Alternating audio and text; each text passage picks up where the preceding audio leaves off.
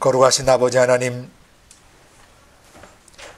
2015년 새해 이제 두 번째 주일을 맞게 해주셔서 감사합니다.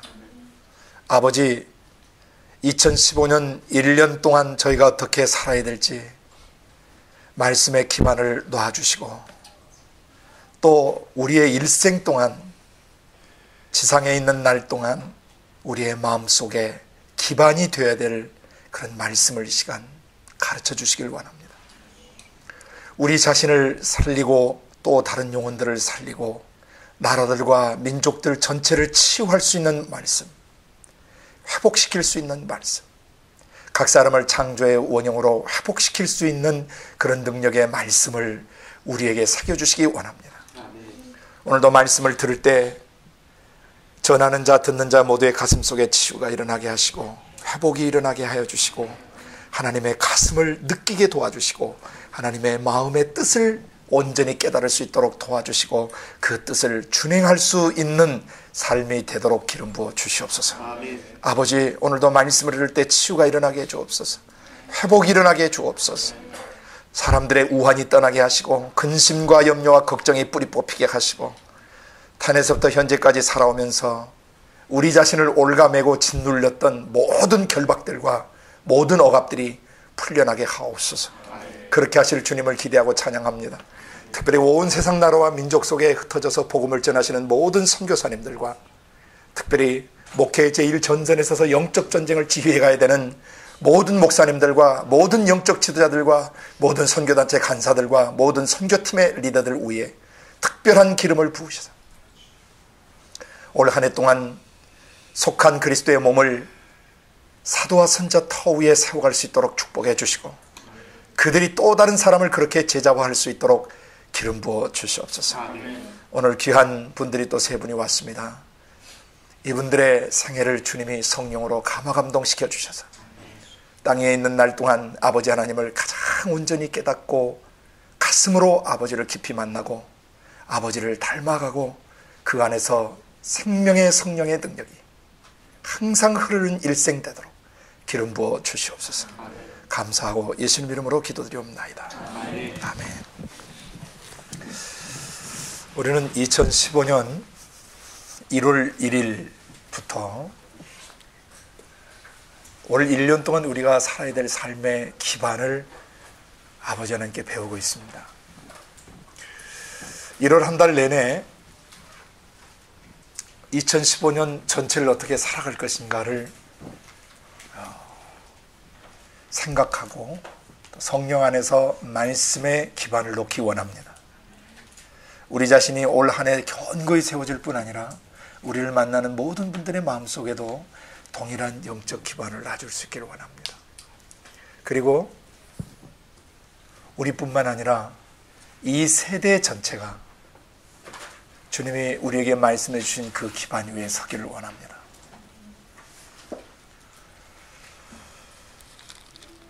해마다 연초가 되면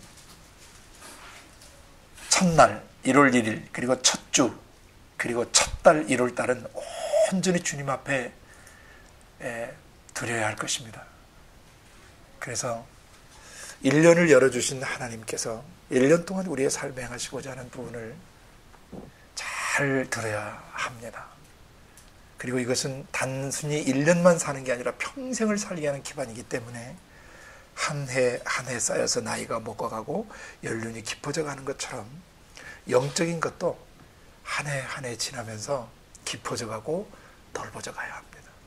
그 깊이와 넓이의 마지막은 예수 그리스도를 닮는 것입니다. 아무리 사역을 잘하고 아무리 능력이 나타나고 아무리 놀라운 업적을 남겼다 할지라도 그 사람의 마음속 생각, 감정, 의지에 예수 성품이 배어들지 않았다면 그건 가짜예요. 절대 그 삶을 따라가시면 안 돼요. 그가 겉보기에는 별 볼 일 없는 것 같고, 그가 겉보기에는 별로 요란하지도 않고 뭔가 뛰어나지도 않는 것 같지만, 그러나 그 마음속 깊은 곳에 성령과 그 말씀 예수로 견고하고 외부의 상황에서 요동하지 않는 사람, 이 마음에 숨은 사람인데 이 속 사람이 건강한 사람이 진짜 위대한 사람이에요. 그래서 밖에서 어떤 충격을 주고 영향력을 미쳐서 내면을 바꿔가는 부분도 있지만 그것에 의존하면 안 돼요. 그것은 하나의 그 옛날 펌프물의 마중물과 같은 것입니다. 외부에서 영향을 받고 외부에서 은혜를 받는 것은 최종 목적이 아니에요. 그것은 우리 안에 계신 성령님을 만날 수 있도록 도와주는 하나의 시발점과도 같고 하나의 마중물과도 같은 것입니다. 그래서 이곳저곳에 다니면서 하나님이 누구신지를 알고 하나님이 어떤 분이신지를 배웠다면 그 은혜와 계시들을 기초로 해서 내 마음속에서 나의 하나님, 나의 아버지, 나의 성령님, 또 나의 구주, 나의 예수를 만나야 돼요. 그래서 속에서 생각과 감정과 의지 속에 신적 성품이 배어들고 하나님의 divine humanity, 신적 인격성이 우리의 생각 속에 배어들고 감정에 배어들고 의지에 배어들어야 이게 진짜 그리스도인이에요. 그 사람이 진짜 사역자가 될 수 있는 거예요. 비록 이 시간이 1년이 걸리고 2년이 걸리고 10년이 걸린다 할지라도 서두르지 말고 매일매일 경건의 연습을 통해서 속사람을 세워가셔야 합니다. 우리의 삶에 하나님이 어느 날 갑작스레 주신 은혜의 날도 있고 또 기적을 베푸시는 날들도 있고 또 잔잔히 우리를 만지면서 인도하시는 날도 있습니다. 하나님의 성령은 우리 속에서 우리의 속사람 안에 하나님의 신적 성품을 근거로 한 기반으로 한 그런 능력이 배어들기를 원하세요. Real Divine Power, 진짜 신의 능력, 하나님의 신적 능력이 우리 안에서 경험돼가지고 우리 안에서 welling up, 솟아오르시고 filling up, 채우시고 and flowing out 하는 밖으로 흘러나가는 그런 삶을 살기 원하시는 겁니다. 그래서 사마리아 여인에게 요한복음 4장에 말씀하셨던 것처럼 나를 믿는 자는 또 내가 주는 물을 마시는 자는 그 배에서 영생하도록 솟아나는 샘물이 되고 또 영원히 목마르지 않는 샘물이 되겠다고 약속하셨어요. 영생하도록 솟아나는 샘물, welling of eternally, forever and ever, 계속 내 영혼에서 솟아오르시는 생명수, 그건 아버지의 영이시고 아버지의 영에서 나오시는 말씀이세요. 그걸 마셔야 되고 그걸 먹어야 되고 묵상으로 생각으로 꼭꼭 씹어먹고 감정으로 소화해내고 의지로 결단해서 에너지가 나와야 되는 것이죠. 올 한 해는 하나님이 정말 그런 사람으로 우리를 만들어 주실 것입니다. 새벽도에 주님이 주시는 그 말씀은 지난주 이제 두 번 저희가 했어요. 두 번 다 주제가 뭐였냐면 계시록 4장과 5장을 중심으로 한 보호자의 계신 이와 죽임당하신 어린 양 중심의 삶, 오늘 세 번째 강론입니다. 지난주에는 두 번째를 해서 오늘 세 번째, 이제 오늘은 5장을 들어가는데 4장을 잠깐 설명하고 5장을 들어가도록 합니다. 4장은 지상에 있는, 계시록은 지상에 있는 7 교회에게 쓴 편지입니다. 그래서 종말을 다루고 있지만 실제적으로는 교회가 어떻게 이 세상에서 살아야 되는가 하는 교회관을 다루는 책입니다. 로마서가 교회관의 기초를 놓고 또 에베소서가 교회관의 기초를 놔주는 양날개와 같다면 로마서적 기초, 나를 세우고 공동체를 세우고 이방 민족을 세우는 이 기초, 그리고 에베소서 교회란 무엇이며 교회는 어떻게 세워져가며 교회가 가지고 있는 사명은 무엇인가 1장, 2장, 3장에다 설명하고 4장부터 6장, 9절까지 교회는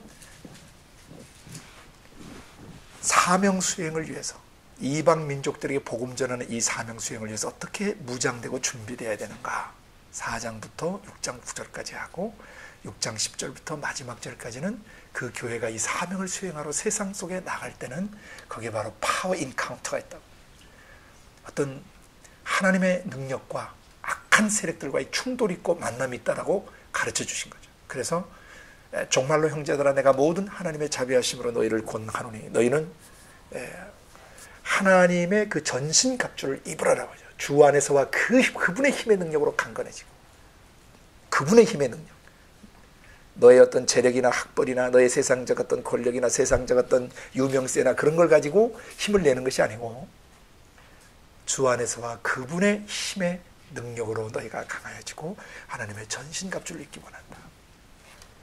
그게 바로 이제 계시록에 마치 이제 투입되는, 병력이 투입되는 것 같은 거예요.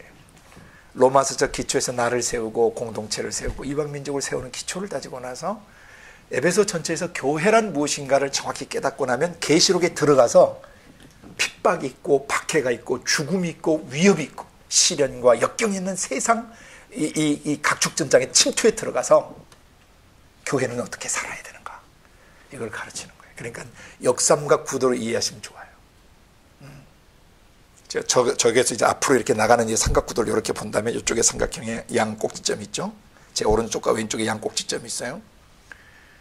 한쪽은 로마서적 기초가 우리 안에 낮아야 되고요. 또 한쪽 꼭지점에는 에베소에 대한 교회관에 대한 정확한 기초가 낮아야 돼요. 로마서적이며 에베소적 기초가 내 마음속에 내 생각 속에 딱 세팅되어 있을 때 그 다음 우리는 눈앞에 보이는 이 세상과 직면하게 돼요. 이 세상 속에 들어가서 교회는 어떻게 살아야 되는가, 우리의 개인적 종말이 오는 그 순간, 우리의 생명이 끝나는 순간까지 교회는 어떻게 살아야 되고, 그 다음에 이 세대, 이 세상이 끝나는 이 우주적 종말, cosmic end, 이 우주적 종말의 시간까지 지상에 존재하는 교회는 어떻게 살아야 되는가, 그걸 가르쳐주는 게 계시록이라고 그랬어요. 그 중에서 가장 계시록에서 중요한 하이라이트가 어디냐면은 4장 보좌에 앉으시니와 5장 우리 위에 죽임당하신 어린 양이에요.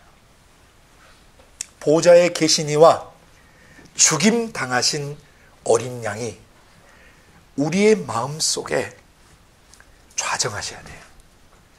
그래야 계시록 1, 2, 3장의 7교회에게 때론 책망하시고 때론 경고하시고 때론 격려하시고 때론 위로하시고 칭찬하신 내용들이 아무 문제 없이 해결되어질 수 있어요. 그래서 계시록 순서를 이렇게 보시면은 1장부터 22장까지 큰 단락을 제가 7개로 나눠드렸어요. 1장부터 3장까지는 7교회에 보내는 편지다. 왜 계시록을 써야 됐는지, 무슨 목적으로 썼는지. 그럼 계시록은 뭘 하라고 써주신 건지, 7교회 보고 바로 살라고 써주신 거예요. 삶의 문제예요. Church life, life as a church. 교회로서의 삶, 천국의 백성으로서의 삶, 천국의 지상 백성으로서의 삶을 너희가 지상에서 어떻게 살아서 영혼을 준비해야 되는가를 가르쳐주는 책이에요. 그래서 4장과 5장은 이렇게 계시록의 평면구도로 1장부터 22장까지 흐른다면 4장과 5장은 높이 떠야 돼요, 공중으로. 왜? 보좌에 앉아 계시고 죽임당하신 어린 양의 피가 어떤 cosmic redemption, 우주적 구속을 이루고 계시기 때문에 마치 우리 육안에 보이지 않지만 마치 이슬이 내리듯 믿는 자들의 심령 속에 계속 보혈의 은총이 안개처럼 그를 덮고 안에서 솟아오르시고 밖에서 그를 덮으시고, 그래서 우리가 지상 생명을 끝나는 날까지 그 보혈의 은총 속에서 우리가 살아갈 수 있도록 역사하시는 거예요. 그러니까 주께서 높은 보좌에 앉으시고 그 보좌에 앉으신 어린 양은 지상의 모든 죄를 십자가에 못 박아 죽여버리신 분이에요. 그러니까 지상에서 일어나는 죄와 질병, 저주들, 그리고 사단 마귀의 괴계와 속임수와 사단 마귀의 모든 사악한 짓들과 더러운 짓들을 하늘에서 발로 밟아버리신다는 것이죠. 하늘의 능력으로 압사시켜버리신다는 거죠. 이것을 지상 7교회가 4장과 5장에서 봐야 돼요. 지금 올해 우리는 이 4장의 하나님, 5장의 하나님을 정확하게 이해해야 되겠다. 모셔드려야 되겠다. 영원토록 우리 안에 4장과 5장이 기반되시도록 해야 되겠다. 7교회가 지상을 이기는 방식은 4장과 5장을 통과하면 지상을 이겨요. 그러니까 이제 6장부터는 인을 떼는 작업과 나팔 경고하는 작업과 그 다음에 대접, 7대접을 가지고 지상을 심판하시는 내용이 나오는데, 인과 나팔 대접의 세계가 요 4장 5장 다음에 세 가지 큰 단락들이에요. 그 다음에 첫 번째 단락은 1장의 3장, 두 번째 단락은 4장 5장, 세 번째 단락은 일곱 인을 떼는 거, 6장에서 8장 1절까지. 그 다음에 네 번째는 나팔 통보, 8장 2절부터 11장 15절까지. 그 다음에 또 대접 심판은 16장부터 나와서 대접 심판이 20장까지 가요. 이게 이제 다섯 번째 단락이에요. 대접이.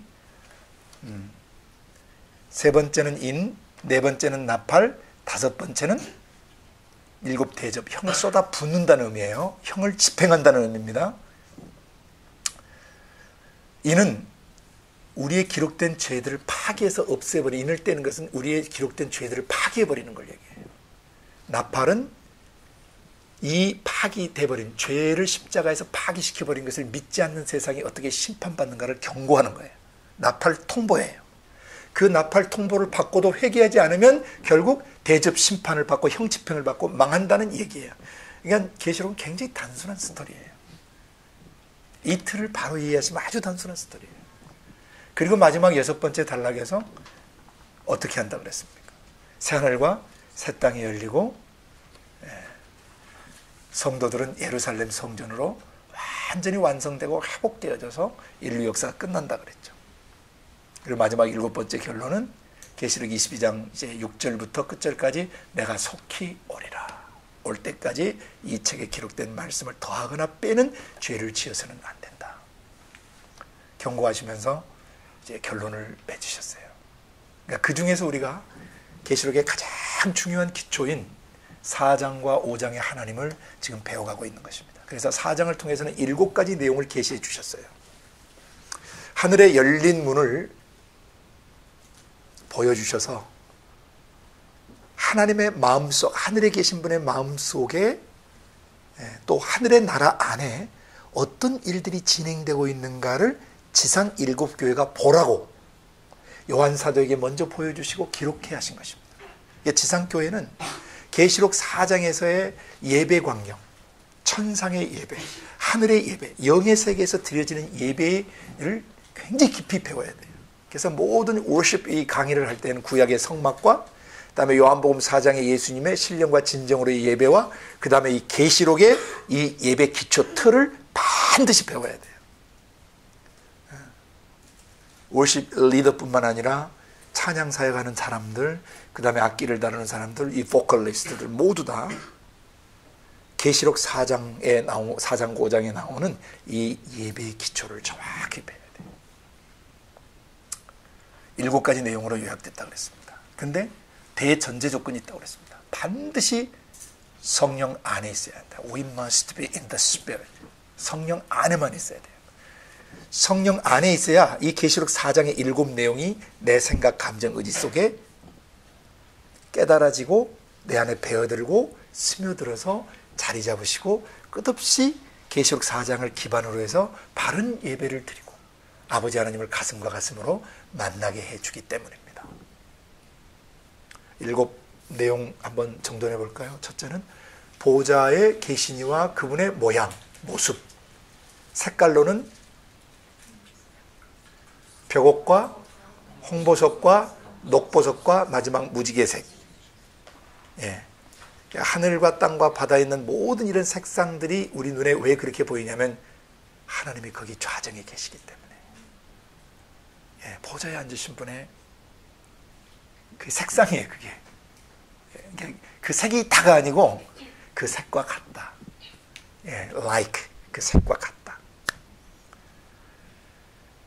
실제 땅에서 볼 때 하늘이 파랗다가 비행기를 타고 올라가면 파란 게 없어지잖아요. 네. 하나님이 거기 좌정에 계시다는 것을 보여주는 것이에요. 보좌에 앉으신 분의 모습과 색상들을 그렇게 비슷하게 설명을 한 겁니다. 두 번째는 24장로, 그 보좌에 앉은 24장로들 함께 공동 통치하는 분들이죠. 함께 공동 통치하려면 뭐와 뭘 입어야 돼요? 세마포를 입고 흰옷을 입고 머리에 금면류관. 이때 면류관은 왕관의 디아데마가 아니고 스테파노스, 경기에서 승리할 때 주어지는 승리의 월계관이라고 그랬어요. 그러니까 이 사람들이 뭔가 흰옷을 입고 싸웠다는 것이죠. 뭔가를 경주했다는 것이죠. 땅에 있는 날 동안. 그분들이 24 장로인데 이것은 구약 성경에서 그 24 당번이죠. 당번을 24시간 당번을 정해가지고 성전을 섬기던 제사장들의 모습을 반사해 주는데, 이것은 구약과 신약에서 흰옷 입고 승리의 면류관을 쓰고 올개관을 쓰고 살던 사람들을 말하는 것입니다. 그러니까 성령 안에서 공동 통치하는 하나님의 아들들이에요. 천사가 아니에요. 천사는 그 사람 입는 흰옷이나 그 다음에 그런 면류관 같은 거 쓰지 않아요. 천사는 종들이기 때문입니다. 그래서 두 번째는 왜 계시록의 7교회에게 이 24 장로를 보여주시는가? 너희가 그렇게 지상 삶을 살아야 된다는 것이죠. 그 공동 통치하는 삶을 살지 않으면, 다스리는 삶을 살지 않으면 다른 것에게 다스림을 받아버리는 것이에요. 지배를 받아버리는 것이에요. 그러려면 거기에 심판이 있다는 것을 보여주시는 거죠. 그것이 바로 번개와 내성과 음성입니다. 우릉쾅쾅 천둥 번개가 치는 거, 그것은 심판의 메타포, 심판을 은유한 것이에요. 그 다음에 세 번째 심판의 메타포가 있고 난 뒤에 그 다음에 네 번째 뭐가 있었냐면 7 등불, 7 영, 내면을, 살아온 날들을, 마음속 골짜기를 비추는 그런 완전한 등불, 완전한 빛, 성령님을 말합니다. 지상교회는 성령 안에서 조명을 받아야 돼요. 자기 매일매일의 생각과 감정과 의지가 내주에 계신 성령의 빛에 의해서 드러나야 돼요. 그래가지고 그 다음 5번째 어디로 가냐면 수정같이 맑은 유리 바닥 가운데 서야 돼요. 그것은 내 영혼의 투명성을 상징하고 하나님 나라의 거룩성과 투명성을 상징하는 겁니다. 누구든지 보좌에 앉으신 하나님의 통치 가운데 살아가려면, 그리고 하나님과 공동 통치에 가려면 마음속에 재판받을 일이 없어야 하고, 그 다음에 마음속에 7 등불로 비춰서 어둠이 없어야 하고, 그 다음에 마음에 수정같이 맑은 투명하고 깨끗한 마음을 가지고 있어야 한다. 그런 마음의 소유자 곁에 네 천사를 6번째 계시하셨죠. 네 생명체, 4 living creatures, 4개의 생명체, 이 천사분들이에요. 굉장히 그 특별한 임무를 부여받은 천사분들이십니다. 그 넷의 눈이 가득했다고 해서 그들에게, 그 말은 하나님의 시각을 가졌다는 뜻이에요. 하나님처럼 이 지상을 살피는데 어떤 모습을 하고 살피냐면 4가지 모습을 하고 살펴요. 하나는 사자처럼, 둘째는 소처럼, 셋째는 사람처럼, 네 번째는 날아가는 독수리처럼 그 눈길을 가지는데, 사자의 눈길을 여러분이 한번 보셨습니까? 지상에 감찰을 하는데 사자의 눈을 가지고 감찰을 해요. 혹시 나니아 연대기에서 그 아슬란 사자 보셨어요? 그 사자는 너무 멋있어요. 합성 그 저기를 너무 잘 만들어가지고, 그 아슬란이 터키 말로 사자란 뜻이에요. 왜 터키 말을 거기다가 C.S. 루이스가 썼는지 알 수가 없지만 나니아 연대기를 쓸 때 아슬란 사자예요. 오늘 그 사자가 계시록 5장에 나와요. The Lion of the tribe of Judah, 유다 지파의 사자. The root of David, 다윗의 뿌리, 왕권을 가지신 분. 여기서 사자는 그 용맹성, 강함, 하나님의 사자 되심을 이 천사가 반사하는 거예요. 죄와 싸우실 때는 하나님을 당할 자가 없어요. 사자처럼 찢어 발기시고 사자처럼 강력하시고 맹렬한 상태로 죄와 맞붙어 싸우시는데, 그 처절한 죽음이 십자가에서 계시된 것이죠. 죄와 싸우되 죽기까지 맞붙어 싸우신 것이죠. 사자의 용맹성을 갖고 계세요. 지금도 우리 죄를 위해 싸우실 때는 사자로 돌변하세요. 그러니까 여러분 곁에 마치 우리가 애완견 끌고 다니듯이, 또는 집에 큰 또 개 끌고 다니듯이, 호위병처럼 끌고 다니듯이 하나님이 우리에게 사자가 되셔서 당신의 천사들을 사자처럼 우리 곁에 두셔서 우리를 호위하신다는 겁니다. 지상 7 교회가 이것을 알아야 된다는 거예요. 하나님은 사자로 우리 곁에 계시고 소처럼 우리의 마음밭을 기경하시고 굳은 땅을 기경하시고 일구어 주시고 그 다음에 소처럼 우리의 짐을 날마다 져주시고 힘든 우리를 업어주시고 안아주시고 다독거려 주시는 하나님. 소의 성실합니다. 짐을 져주시고 짐을 날라주시는, 우리를 태우고 가시는 그런 하나님 아버지. 또 인자처럼 사람처럼 신이시지만 사람에게 주신 인격이 원래 신에게서 나오기 때문에 이게 divine humanity예요. 신적 인격성이에요. 생각하시고 느끼시고 또 뜻하시고 결정하시는 분이시죠. 그래서 우리 곁에서는 늘 그렇게 함께 하신다는 겁니다. 하나님께서. 지상 7교회는 그걸 잊어버리면 안 돼요. 여러분 곁에는 항상 사자와 소와 따뜻한 인격체가, 천사들이, 사람의 모습을 한 천사들이 항상 여러분 곁에 호위하는데 좀 우리가 못 볼 뿐이에요. 한 명의 천사가 있는 게 아닙니다. 여러 천사가 우리를 호위하고, 특별히 어떤 내용을 깊이 간구하고 기도의 폭이 넓고 기도를 크게 하는 사람 곁에는 천사가 그만큼 많이 동원됩니다. 여러분 결정하셔야 돼, 알아서. 깊은 기도, 큰 기도, 하나님의 마음에 합한 기도를 하면 천사분들이 그 경외하는 그 사람을 둘러 진치게 돼 있고요. 또 하나님을 경외하는 그 사람들에게는 여호와의 친밀함을 하나님이 주세요. 여호와의 친밀함이 저를 경외하는 자에게 있으며, 주께서 주를 경외하는 자, 하나님을 경외하는 자를 위하여 천사들로 둘러 진치게 하신다면, They encamped around us. 우리 주변에 완전 텐트를 치고 부대를 형성하고 움직이는데, 그게 어디서 보였냐면은 열왕기하 6장에서 도단성을 에워쌌을 때, 저 북방 이 적군들이 엘리사와 그 사환을 에워쌌을 때 하늘의 불병거와 불말이 잠깐 계시됐죠. 엘리사에게만 따라다니겠죠, 그죠? 사람들이 그걸 안 믿는 거예요. 엘리사가 외쳤죠. 엘리야에게 역사하시던 하나님 어디 계십니까? Come Lord. 주님, now 이곳에, here 이 장소에 오시옵소서. 근데 오시는 정도가 아닌데 내 안에서 박혀 계셔요, 지금. 내 속에서 살고 계시고. 그러니까 주님을 깨워드려야 돼요. Arise. 주여 깨소서. 일어나십시오, 하나님. 제가 지금 이 일을 하려고 합니다. 나를 지원하십시오. 나를 후원하십시오. 내게서 나타나십시오. 내게서 솟아오르십시오. 나를 채우십시오. 그리고 나와 함께 가주세요. 믿음으로 기도해야 되는 것이죠. 그러면 천사들이 구름대처럼 동원되는데, 그 대표되는 4개가 사자와 소와 아름다운 인격체와 그 다음에 독수리가 높이 떠서 감찰하면서 지상 상태, 내 마음의 상태, 나의 앞날, 나의 미래를 높이 떠서 다 조망하고 다 살펴보면서 하나님이 독수리처럼 우리에게 지시하시는 것이죠. 너의 앞날에 이런 일들이 일어나게 될 것이다. 너의 앞으로 남은 생애에 이런 일이 일어나게 될 것이다. 왜? 성령이 약속하셨어요. 그가 오시면 죄에 대해서, 의에 대해, 심판에 대해서 우리를 책망하신 후에 또 우리를 모든 진리 가운데로 인도하셔가지고 장래 일들을 가르쳐 주시겠다고 약속하셨어요. 아멘. 또 모든 것을 생각나게 하고 가르쳐 주시겠다고 He promised us. 약속하셨단 말이죠. 이런 약속을 놓치면 안 돼요. 생각 속에 심어야 돼요. 씨앗처럼 모시고, 내 마음판에 모시고, 그 말씀이 기초가 되어서 생각하고 느끼고 결정하는 삶을 살아야 되는 것이죠.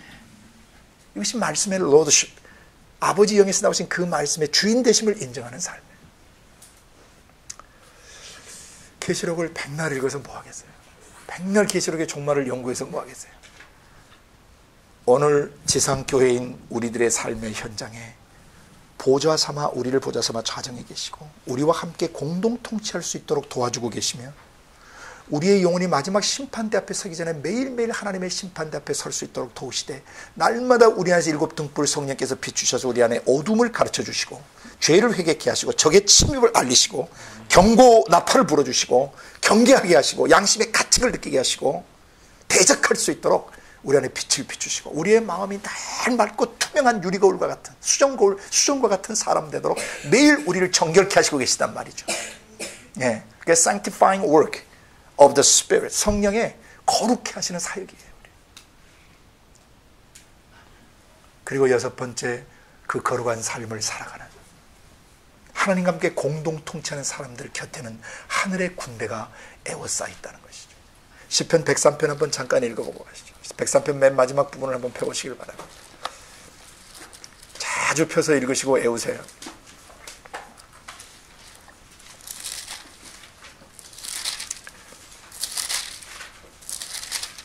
(103편) 맨 마지막 19절부터 22절까지 한 목소리로 읽습니다. 시편 103편 19절부터 22절까지 시작.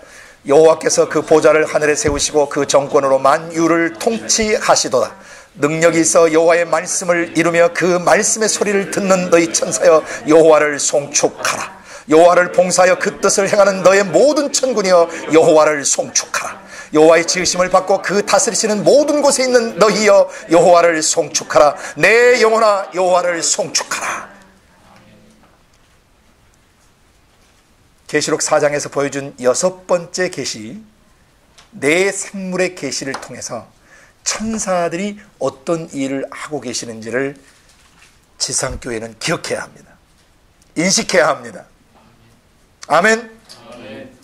거기 보면은 하나님께서 보좌를 하늘 공간에 세우시고 그 정권, 그 능력으로 만물을 통치하고 계시는데 어떻게 통치하시냐면은 능력이 있어 여호와의 말씀을 준행하며 그 말씀의 음성을 듣는 천사들을 통해서 하신다는 겁니다.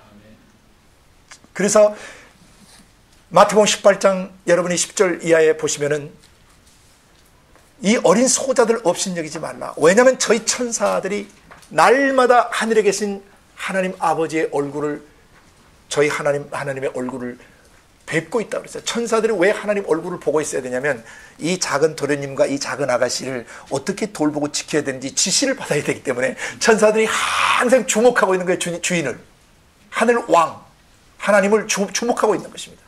하나님이 시행하라 사인을 주시면 번개 속도로 움직이는 것이죠. 여러분이 에스겔 1장에 보면 천사의 왕래가 번개 같다고 얘기하고, 시편 104편은 그의 천사들을 바람으로 삼으시고 불꽃으로 삼으셔서 번갯빛처럼 팍 움직이시고 바람결을 움직이시는 그런 모든 것들 다 천사들이 움직인다는 것을 계시하시고, 또 계시록 여러 군데에서 물을 관장하는 천사, 불을 다스리는 천사, 사방 바람을 주관하는 천사들을 계속 계시하셔서 하나님이 하늘의 보좌를 베푸시고 그 정권, 그 파워를 가지고, 권능을 가지고 지상세계를 통치하실 때 천사들을 통해서 움직이시는 겁니다. 그래서 능력이 있어, 디바인 파워, 하나님의 신적 능력을 부여받아서 여호와가 말씀하신 것을 이루며 그 말씀의 소리, 그 말씀의 음성을 듣는 너희 천사여 여호와를 송축하라 그랬어요. 그 다음에 여호와를 섬기며 하나님을 섬기며 그 뜻을, 여호와의 뜻을 행하는 너희 모든 천군, 하늘의 군대들이여, 천사 군대입니다. 군대들이여 여호와를 송축하라. 그리고 세 번째, 여호와의 지으심을 받고 그 다스리신 모든 곳에 있는 너희여, 사람 플러스 존재하는 모든 피조물들에게 명령하는 것입니다. 너희도 여호와를 송축하라. 그리고 당사자인 나 자신, 내 영혼아 너도 여호와를 송축하라. 이때 송축은 bless 하는 거예요. 축복하는 거예요. 어떻게 피조물이 하나님을 축복합니까? 하나님의 성품에 됨되며 하나님의 행하신 일들을 높여드리고 칭찬해 드림으로써 we bless God, 우리 하나님을 축복해 드릴 수 있는 것입니다.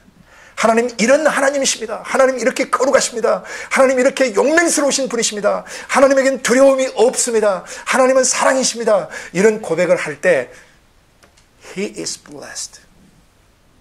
하나님은 축복을 받으시는 거예요. 피조물을 통해서. 그래서 계시록 4장에서 이 여섯 번째, 천사들이 어떻게 우리를 호위하고 움직이는가. 또 히브리서 1장 14절에서 모든 천사들은 부리는 영들로서 구원 얻을 구사들을 섬기라고 보내심이 아니겠느냐라고 계시하신 게 있어요. All angels are ministering spirit. 모든 천사는 일하는 일꾼들, 종들이야, servant예요. 누구를 위한? 구원받을 하나님의 아들, 딸들을 섬기기 위한 몸종들이고 바디가드들이에요. 그 네 개의 보디가드를 계시하신 거예요. 지상교회는 이 천사들의 임재를 숨 끊어지는 날까지 기억해야 되는 것입니다. 어떻게 천사들이 나를 에워싸고 있는지. 예?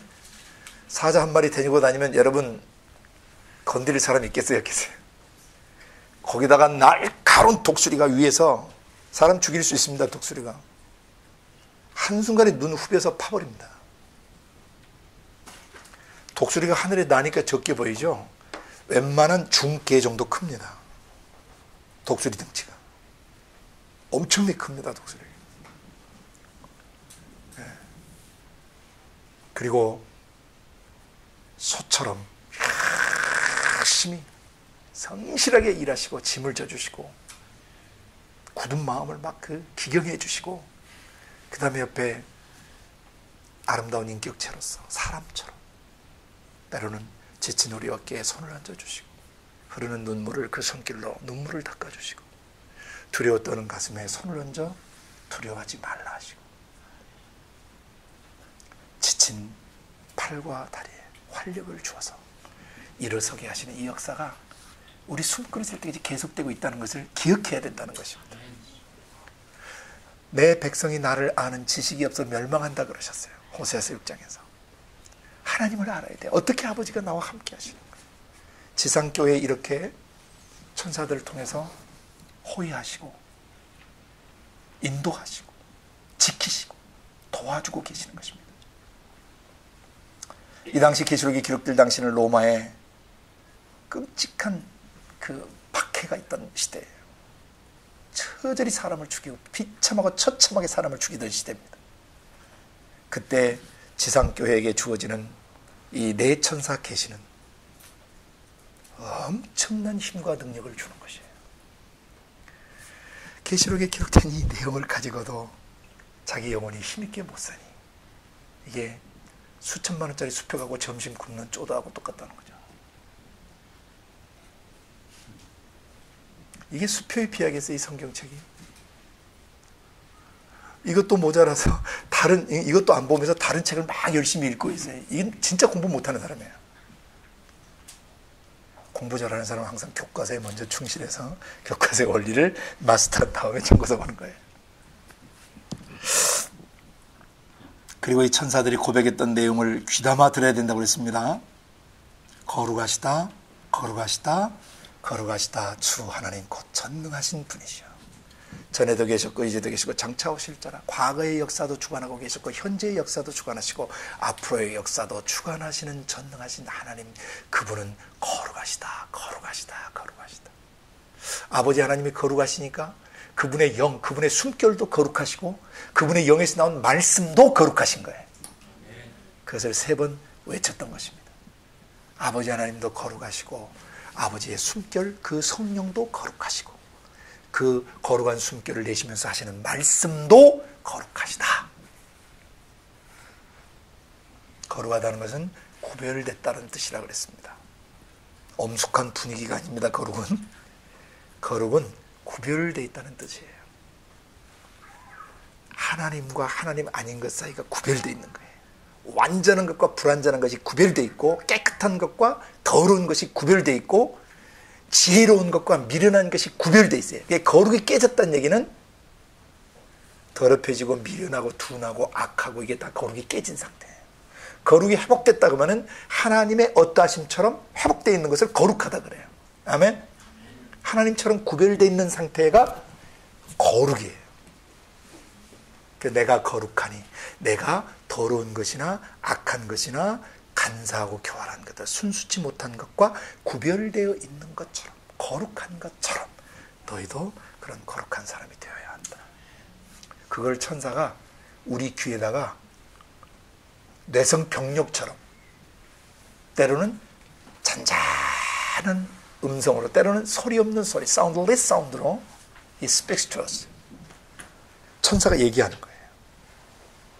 그 천사는 절대 자기 얘기를 하는 게 아닙니다. 자기 생각을 절대 천사는 개인적으로 전하지 못합니다.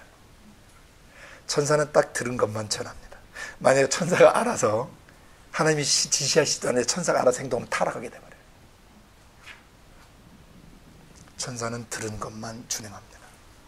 그리고 자기에게 부여받은 사명, 있으라고 하는 장소, 자기 지위와 자기 처소가 있어요. 모든 천사는 자기 지위를 벗어나거나 자기 처소를 떠나면 천사는 타락해서 영의 세계에서 타락해버리면 영원한 분리가 일어나 버려요.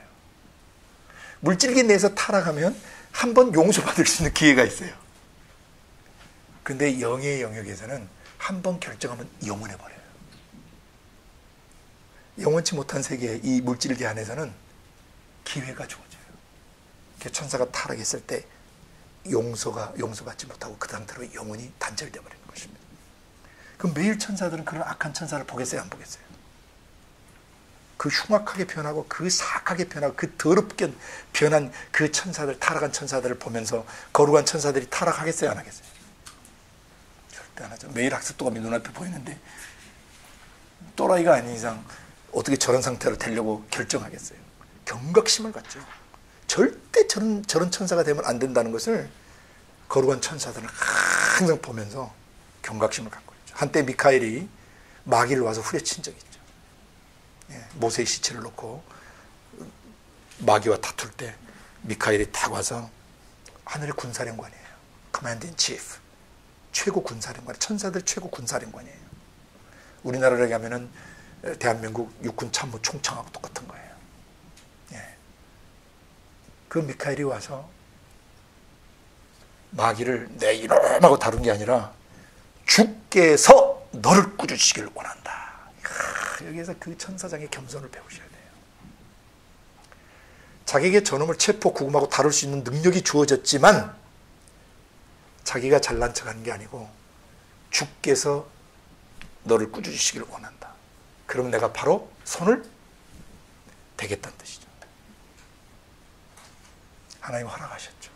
그래서 계시록 12장 7절에서 9절까지 미카엘과 그의 군대들이 용과 마귀와 그의 천사들과 함께 싸울 때 그놈들이 이기지 못하고 땅 속으로 내어 쫓기는 역사가 일어나는 것이죠. 이 지상교회의 거룩성, 공동 통치하시려면 천사들이 옆에서 들려주는 소리 들으셔야 돼요. 거룩하셔야 합니다. You must be holy. Because your God is holy. 하나님이 거룩하신데 내가 더러우면 코드가 맞아요, 안 맞아요? 안 맞아요. 어마어마한 능력이 내 속에 다 와 있는데, 예수 믿으면 다 능력이 와 있는데, 왜? 성령이 임하시면 권능 받는다고 그랬잖아요. We got empowered.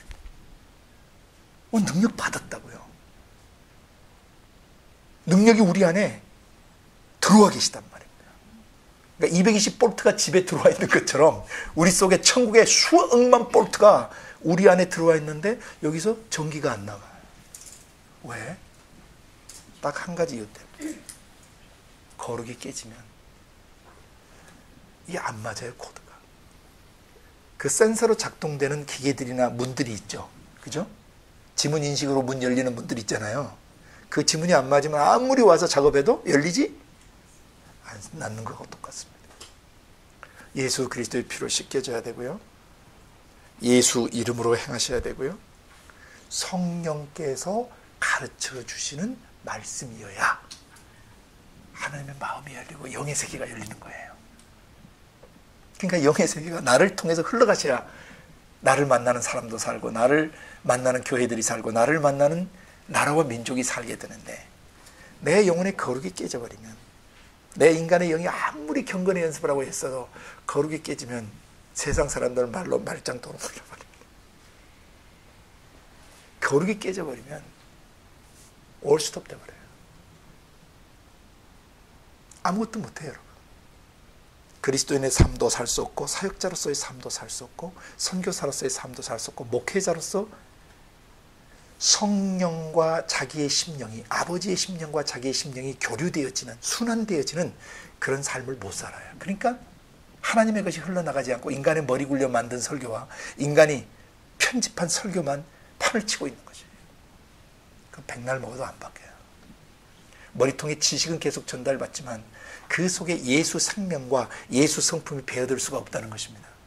모조품이에요. 유사 기독교, the almost Christian, the almost Christianity. 가짜 기독교입니다. 비스꾸무리한 기독교입니다. 기독교의 결정적 포인트는 십자가에서 그리스도가 죽으심으로 내 속에 있는 모든 문제가 죽었다예요. 나의 불안, 나의 괴로움, 나의 갈등, 나의 외로움, 나의 상처, 나의 아픔, 나의 무거움들, 짓눌림들, 그거 다 끝났다는 것을 믿어야 그 사람이 크리스천이에요. 그거 안 믿으면 유사 기독교인이에요. 그 사람 구원받지 못합니다. 충격적인 일이 마지막에 일어나는 것이죠. 십자가의 복음을 바로 믿어야 됩니다. 아멘. 십자가에서 다 끝난 거예요. It is done 그러셨어요.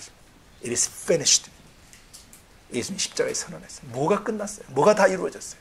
우리의 생각, 감정, 의지 속에 배어들었던 사단 마귀의 생각과 감정과 의지, 못된 인격, 못된 성격, 그 못된 인격과 성격이 남긴 모든 저주들과 모든 뒤틀린 것들과 변질된 것들, 타락한 것들, 더럽혀진 것들, 그것들이 깨끗이 끝났다는 거예요. 그리고 brand new being, 전혀 새로운 존재가 된 것이에요. brand new creatures, 전혀 새로운 피조물이 된 것입니다. 이것을 믿어야, 새롭게 된 것을 믿어야 그 사람이 그리스도인이에요. 그 그리스도인이 돼야 사역을 할 수가 있어요.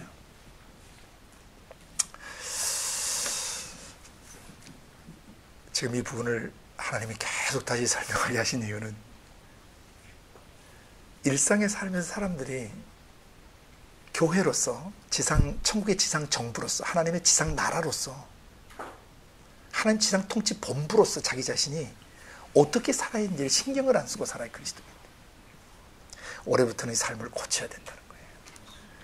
4장에 게시된 7가지, 6번째까지 지금 다시 한번 복습을 했는데요. 너무너무 중요해요. 매일매일 개인 예배를 드릴 때 요 7단계를 항상 묵상하셔야 되고, 5장에서는 3개 단계가 나와요. 그래서 합해서 10개예요. 땅에서의 완전수 10개입니다. 이 10개를 다 땅에 있는 날 동안 마음에서 묵상하고 숙지하고 또 숙지하고 인지하고 또 인지하고 그것을 기초로 생각하고 느끼고 결정하며 살아야 돼요. 마지막 7번째는요. 24 장로들이 보여준 건데요. 보좌 앞에 엎드리는 삶이에요. 그게 통치 아래 들어가는 삶이죠. 내 생각, 내 감정, 내 의지를 항상 보좌 앞에 무릎 꿇려야 돼요. 하나님의 주권적 통치 아래 무릎 꿇려야 돼요. 내가 괴롭지만, 내가 힘들지만 주님이 다스리시옵소서, 주님이 고치시옵소서, 주님이 새롭게 하시옵소서, 주님이 위로하시옵소서, 주님이 소성시켜 주시옵소서라고 고백하는 게 보좌 앞에 엎드리는 거예요. 그리고 두 번째 경배를 했어요. 프로스큐네오 경배는 paying respect와 showing intimacy 두 개가 합성화된 단어라고 그랬어요. 어떤 인격체를 향하여 깊은 존경심을 가지고 입을 맞추고 또 말로 표현할 수 없는 친밀감을 가지고 입을 맞추는, 그것이 원래 프로스큐네라는 동사의 뜻이라고 했어요. 프로스 누구를 향하여 큐네오 입맞추다. 입맞추는 것은 두 가지 대상에게 입을 맞췄다는 거죠. 굉장히 높은 분에게. 뭐 하기 위해서? 공경하기 위해서, 경의를 표하기 위해서, paying respect 하기 위해서, showing 그런 그거 하고 그 다음에 그 존경심 안에서 그 다음에 해야 될 게 뭐냐면 친밀감을 가지고 나가야 돼요. intimacy. 왜? 친하고 사랑하는 사람끼리 입을 맞추거든요. 그래서 예배라는 단어는 온전한 번역이 아닙니다. 영어도 worship이 반쪽짜리 번역이에요. 하나님을 경외하는 것만 있어요. 이것도 어떻게 번역을 할 수가 없어요. 그래서 프로스큐네오로 직접 썼으면 좋았을 것 같아요. 프로스큐네오. 매일의 삶이 아버지께 큰 존경심을 가지고 말할 수 없는 친밀감 가운데 엎드리는 삶이 되어야 된다는 거예요. 그리고 뭐 해야 되면 세 번째, 자기의 뭘 내려놨다고 그랬어요? 네, 그렇죠. 자기의 면류관을 내려놨는데 복수형이에요. 많은 면류관이에요. 이때 면류관은 앞에 나오는 스테파노스와 같은 겁니다. 그러니까 자기 삶에서 수없이 승리했던 그런 월계관들이죠. 그러니까 수많은 업적을 쌓았다는 뜻이에요. 죄와 싸워 이겼고, 음란과 싸워 이겼고, 분노와 싸워 이겼고, 미움과 싸워 이겼고, 불신과 싸워 이겼고, 육체의 질병과 싸워 이겼고, 사단마귀 귀신들의 괴계와 싸워 이겼고, 그때마다 면류관을 하나씩 받았는데 그 많은 면류관을 내려놓으면서 laying their crowns, laying their Stephanos, 그들의 면류관을 내려놓는다는 얘기는 자기 업적을 자랑하지 않고 자기를 드러내지 않고 이 모든 것이 다 주님이 하신 일입니다 라고 고백하는 거라고 그랬어요. 노래 있다고 그랬죠. 예. 노래가 뭐였어요? 하나님의 은혜, 나의 나 된 것은 다 하나님의 은혜라. 그 고백이에요. 이 세 가지 엎드려서 뭐 하면서? 입을 맞추면서 그분의 못자국 난 발에도 입 맞추고 못자국 난 손에도 입 맞추고 창자국이 난 그 옆구리에 가서 입을 맞추고 주님의 뒤에서 주님의 목을 끌어안기도 하고 주님의 무릎 위에 얼굴을 파묻기도 하고 주님의 품에 안겨서 그 심장의 사랑의 소리 그리고 또 하나님이 흐느끼시는 소리 사람을 향한 잔잔한 사랑의 그 맥박들 이걸 들어야 돼. 이게 24장로가 보여준 지상교회가 땅에 있는 날 동안 어떻게 살아야 될까를 보여주는 계시예요. 천상에서는 그렇게 해요. 예상 7가지가 천상에서는 영의 세계에서는 그대로 진행되고 있는 거예요. 그러니까 환상 보시지 않아도 이 계시록 4장 제대로 이해하시면 영의 세계를 보실 수 있는 거예요. 책에 써서 준 것보다 더 정확한 게 어디 있어요.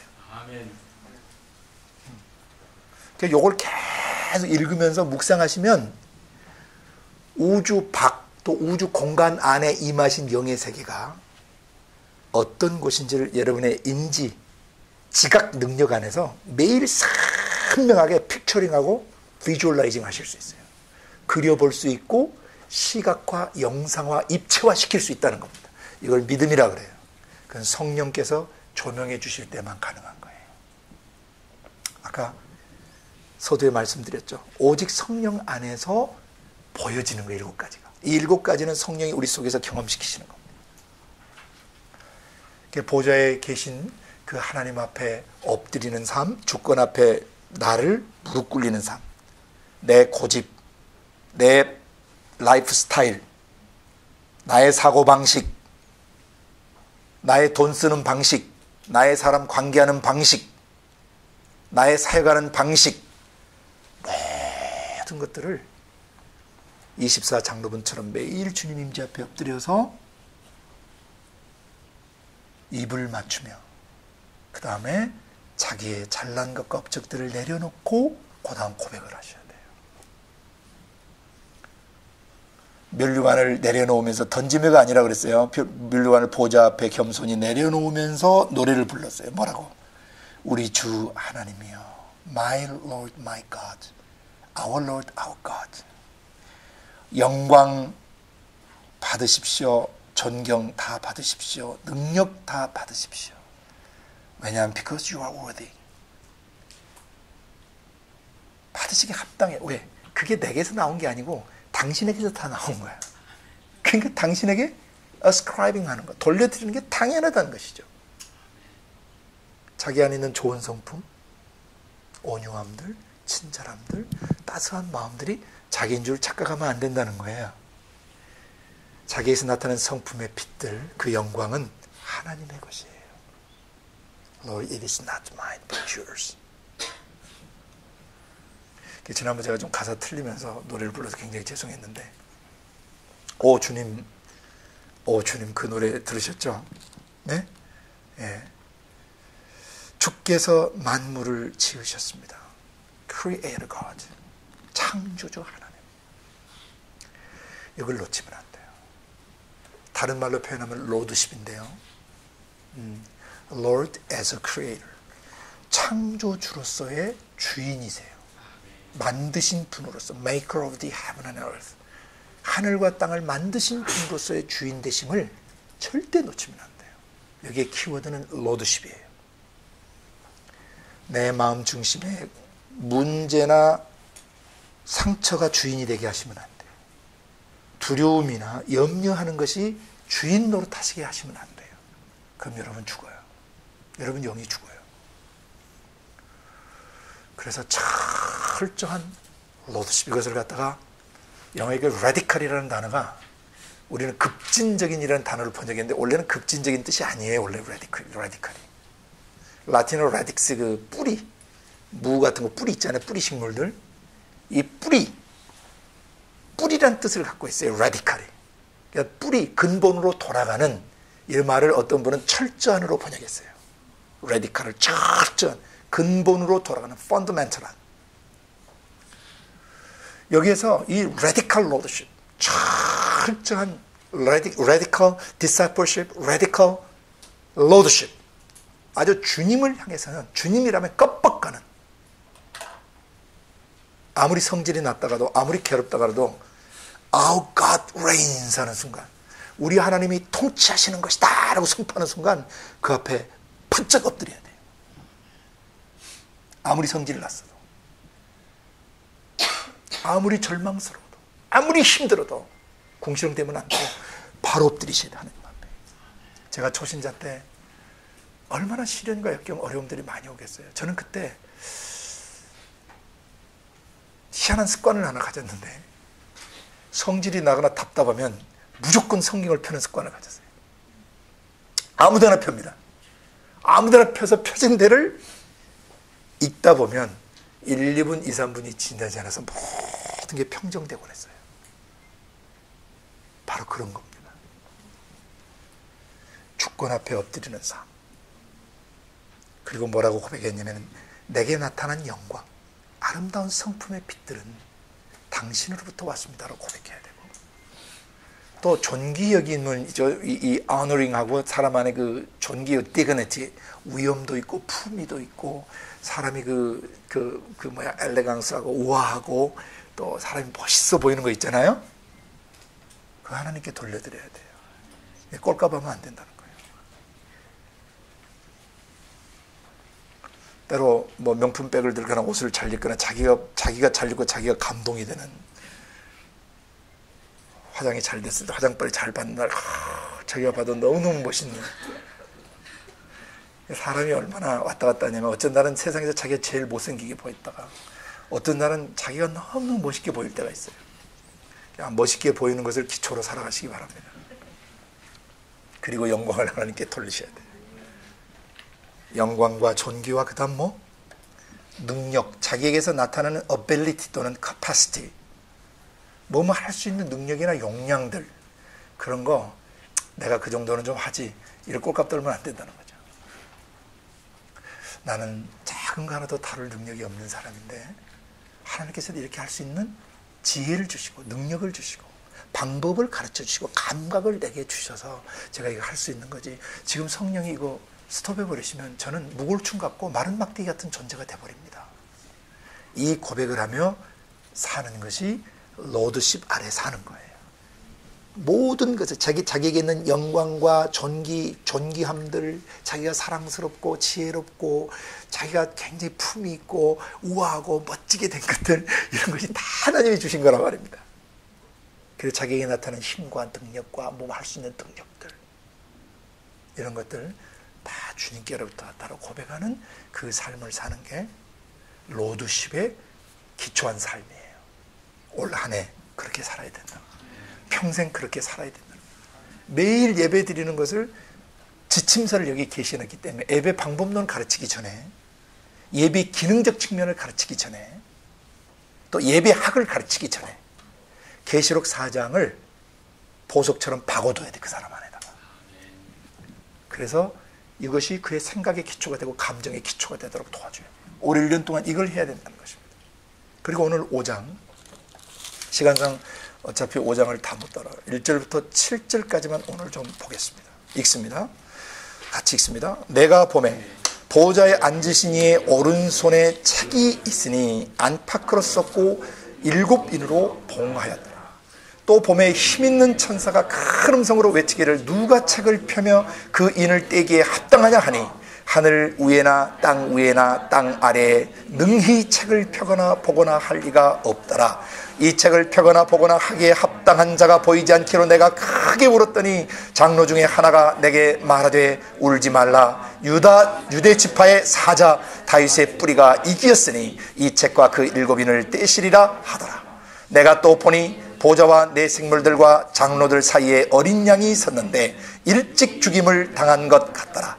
일곱 뿔과 일곱 눈이 있으니 이 눈은 온 땅에 보내심을 입은 하나님의 일곱 영이더라. 어린 양이 나와서 보좌에 앉으신 이의 오른손에서 책을 취하시니라.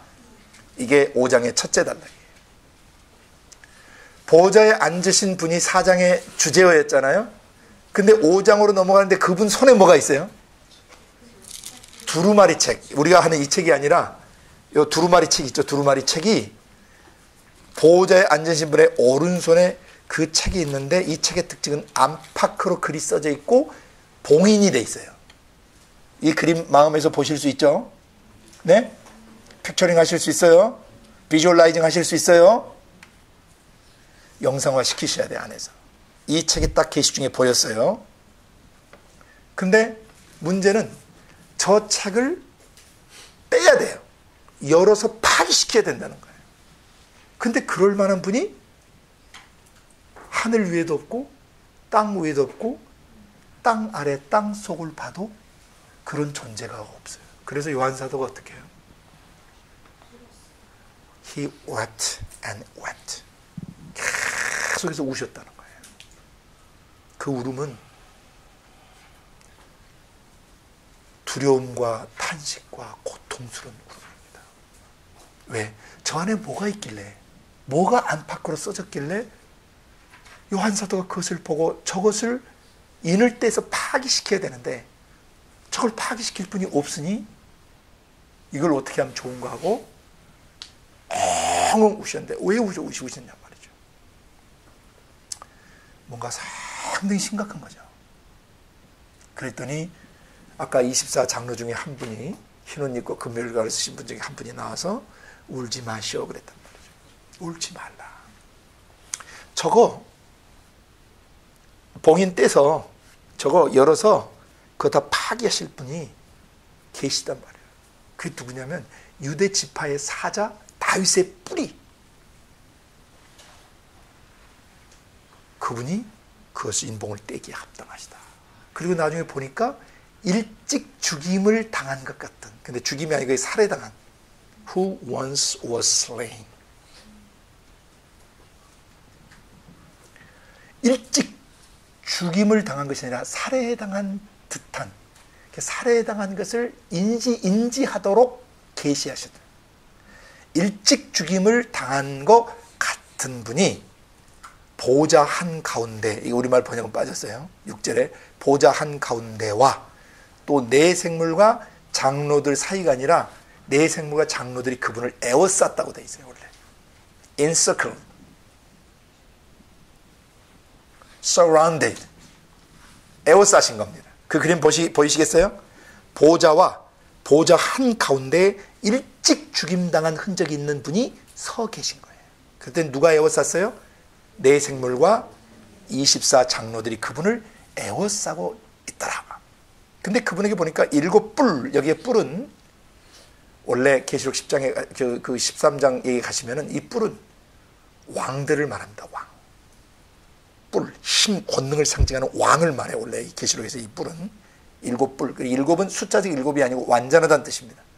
완전하신 왕, 뿔을 지니신, 통치권을 지니신, 어마어마한 능력을 지니신 왕이시며, 또 7눈은 7눈인데 이 눈은 뭐라? 온 땅, 온 지구촌에 보내심을 입은 하나님의 7영 성령을 말하시는 거예요. 그 죽임당하신 어린 양 안에는 어마어마한 왕적 파워, 킹리 파워, 왕다운 능력이 있으시고 엄청난 위엄과 파워가 있으시고, 동시에 뭐가 계시더라? 완전하신 7영이 그분 안에 모든 것을 살펴보시며 계시더라. 우리 마음속에 있는 죄들을 다 죽여주시기 위해서 살피시는 거예요. 완전하게 서치라이트처럼 우리 안에 밝히시는데, 나중에 보니까 그 보좌 한가운데 서 계시고 네 생물과 24 장로에 에워싸시던 그 어린 양이 저벅저벅 걸어서 보좌에 앉으신 분의 오른손에서 뭘 취해요? 책을 취하시더라. 오늘 본문은 여기까지예요. 오늘 그래서 여기서 다뤄야 될 주제는 뭐냐면 이 책이 뭔가, 인을 뗀다는 것이 무엇인가, 그리고 이 인을 떼시고 책을 떼시기 위해서 어린 양께서 뭐 하셨는가? 죽임을 당하셨다는 거예요. 이게 가장 중요한 거예요. 핵심은 죽임 당하신 어린 양이세요. 뭐 하기 위해서? 보좌에 앉으신 이의 오른손에 있는 책 안팎으로 써진 그것을 봉인을 떼서 파기시키시기 위하여 죽임 당하신 어린 양이 주제예요. 그 다음 단락이, 두 번째 단락이 8절에서 10절까지가 두 번째 단락인데, 여기에서 핵심 인물들은 누구냐면, 그 책을 취하시는 순간 네 생물과 24 장로분들이 어린 양 앞에 엎드리죠. 그래서 그분들의 고백에 네 생물과 24 장로들, 천상의 승리한 성도들의 고백이, 놀라운 고백이 게시되어 있어요. 다음 시간에 다룰 겁니다. 그 다음에 11절부터 12절까지가 세 번째 단락인데, 내가 또 보고 들으니까 보좌와 이 네 생명체와 장로분들을 둘러섰던 많은 천사들이 음성이 들리는데, 여기에 키는 많은 천사들의 음성이에요. 그 수가 만만이요 천천히 셀 수 없다는 뜻이죠. 그들의 합창한 내용이 나와요. 언제? 어린 양이 책을 취하시는 순간. 그 유명한 노래 아시죠? 죽임을 당하신 어린 양이 능력과 부를 받으소서.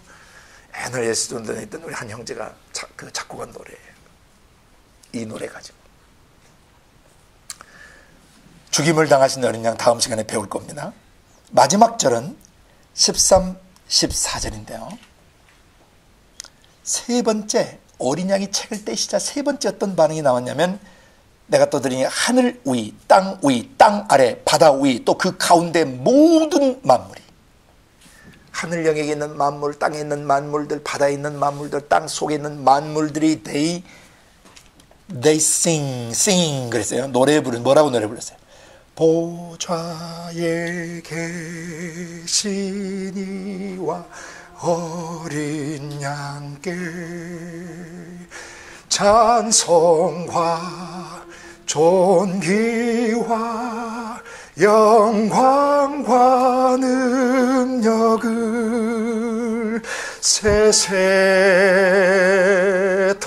세세토록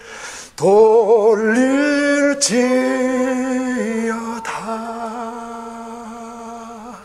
누가 이 노래를 불렀냐면 사람이 아닌 피조물들이,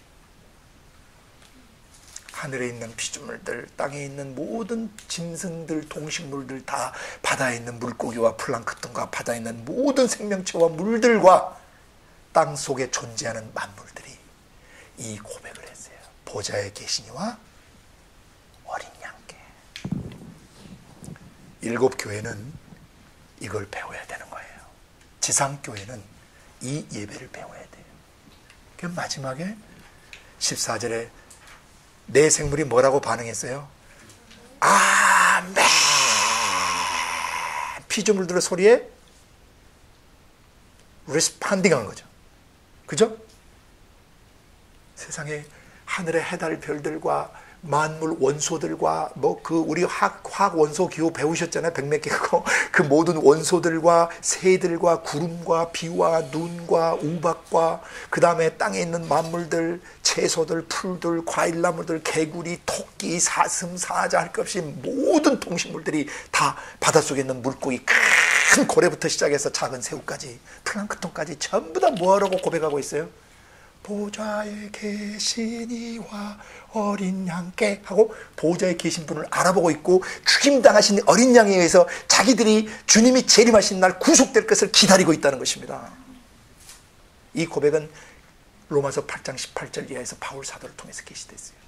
모든 피조물이 거대하는 것, 그건 하나님의 아들들의 영광의 자유에 이르는 것이고, 피조물이 함께 탄식하며 함께 고통하는 것을 우리가 아나니, 피조물이 허무한 데 굴복한 것은 자기 뜻으로 말미암은 것이 아니고 오직 굴복케 하시는 이로 말미암아 굴복하는데, 피조물도 이 썩어짐의 종로로는, 이 죽음의 윤회, 꽃피고 열매 맺고 또 죽고 태어났다 죽고 태어났다 죽고 병들고 죽고 상하고 망가지고 깨지는 이런 파괴의 악순환에서 벗어나서 하나님의 아들들의 영광의 자유에 이르기를 원하는 것입니다. 피조물도 썩어짐의 종로로 단 데서 해방되어 Cosmic Redemption, 우주적 구속이 완성되는 재림의 그날을 기다리고 있다는 것이에요. 이게 계시록 5장에서 계시된 것은 지상교회예요. 책을 취하시고 그 인봉을 떼신 그 어린 양을 통해서 일어난 이 놀라운 세 가지 반응들.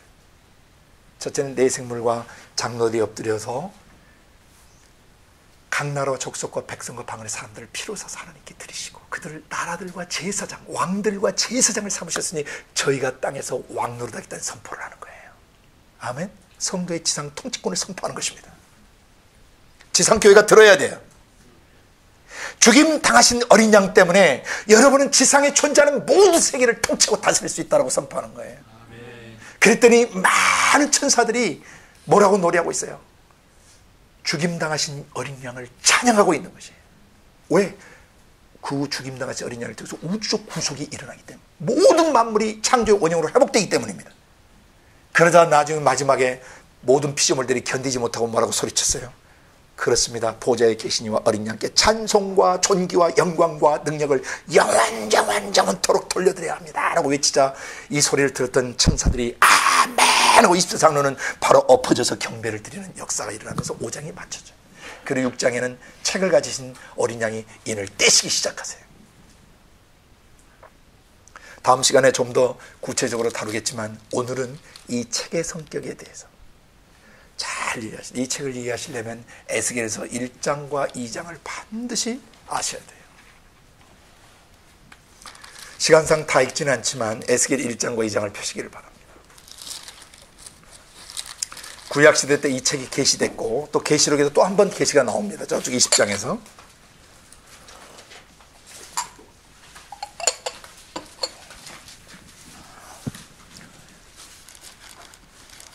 에스겔 1장은 바벨론의 2차 침공 때 에스겔과 수많은 유대인들이 바벨론으로 끌려왔을 때 쓰여진 책입니다.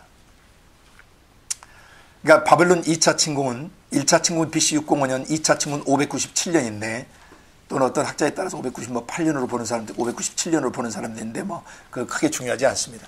597년에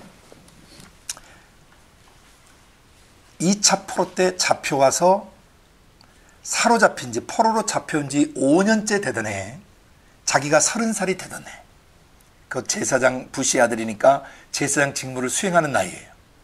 자기가 제사장 직무를 수행해야 되는 나이가 되고 내가 우리 민족이 사로잡혀온 지 제 5년째 되던 해 하늘이 열렸어요.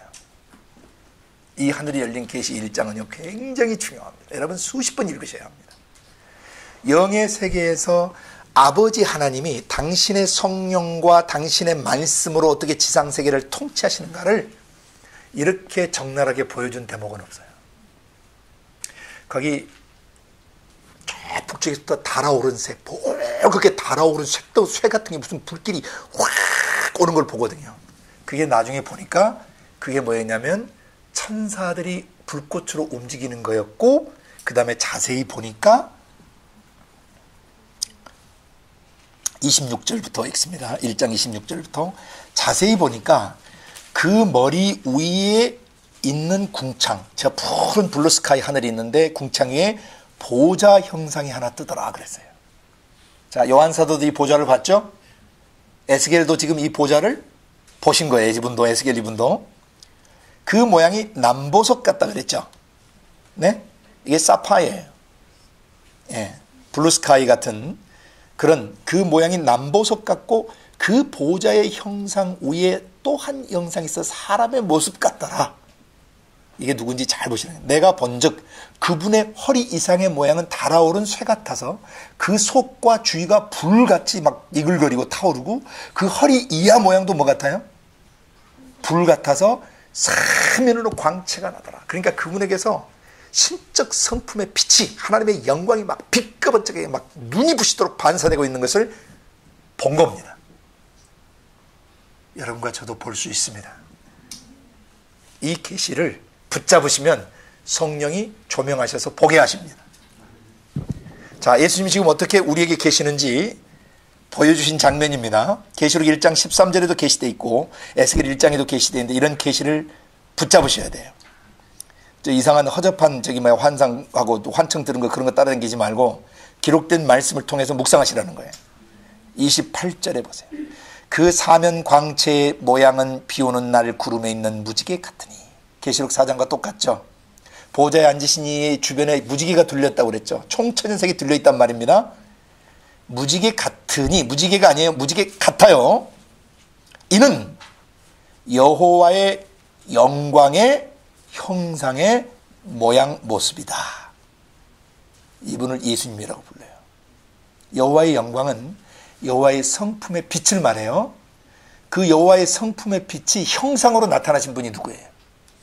예수 그리스도. 이것을 풀려면 골로새 1장 15절과 히브리서 1장 3절과 다음에 고린도서 4장 4절 세 군데를 보시면 이게 그리스도라는 것을 알 수 있어요. 골로새 1장 15절에 그는 보이지 않는 하나님의 형상이시다고 되어 있어요. 하나님의 형상, 예수입니다. 또 히브리서 1장 3절에는 그는 하나님의 영광의 강체시고 본체 형상이시다고 되어 있어요. 형상, 본체, 하나님의 본체 보이는 모습이 예수세요. 아멘. 그 다음에 고린도서 4장 4절에 그리스도는 하나님의 형상이시다고 직접 나와요. 우리는 창세기 1장 26절부터 28절에 하나님의 형상과 모양이신 예수를 따라서 만들어진 겁니다. 아멘. 그래서 우리에게도 하나님의 형상과 모양이 있는 것이죠. 에스겔이 이 광경을 보고 곧바로 엎드려서 그 말씀하신 분의 음성을 들었는데 그 음성이 2장부터 이제 에스겔 48장까지 계속되는 거예요. 아멘. 보호자로부터 음성이 나와요. 근데 여기를 이제 주목하셔야 돼요. 2장 1절에 그분이 내게 이르셨어요. 인자야 그랬습니다. 인자 설명은 제가 옛날에 드렸죠. 네, 신적 속성과 성품이 육체의 형태로 나타날 때 그걸 인자라고 불러요. 이게 히브리어로 벤 아담, 그래서 넘어진 아담을 일으켜 세우는 사람이란 어의적 뜻을 갖고 있어요. 벤은 아들이란 뜻인데, 벤 아담은 아담의 아들이란 뜻인데, 이 벤은 마나흐라고 하는 집짓다라는 동사에서 왔다 그랬어요. 그래서 아담을 세우는 사람을 인자라 그래요. 첫사람 아담을, 죄로 타락한 아담을 다시 마나흐, 세우는, 빌드업하는, 오이코도메오하는 그런 분을 인자라고 불러요. 곧 인자는 아버지의 신적 성품과 속성들이 육의 형체로 나타나신 예수를 가리켜 말하는 건데, 이때 에스겔을 보고 인자라고 부르셨다는 얘기는 에스겔의 육체의 삶이 어땠는가를 계시해 주는 거예요. 신성의 모든 영광이 에스겔에서 나타나고 있었던 것이에요. 다니엘에게도 인자라고 불러요. 인자야 일어서라.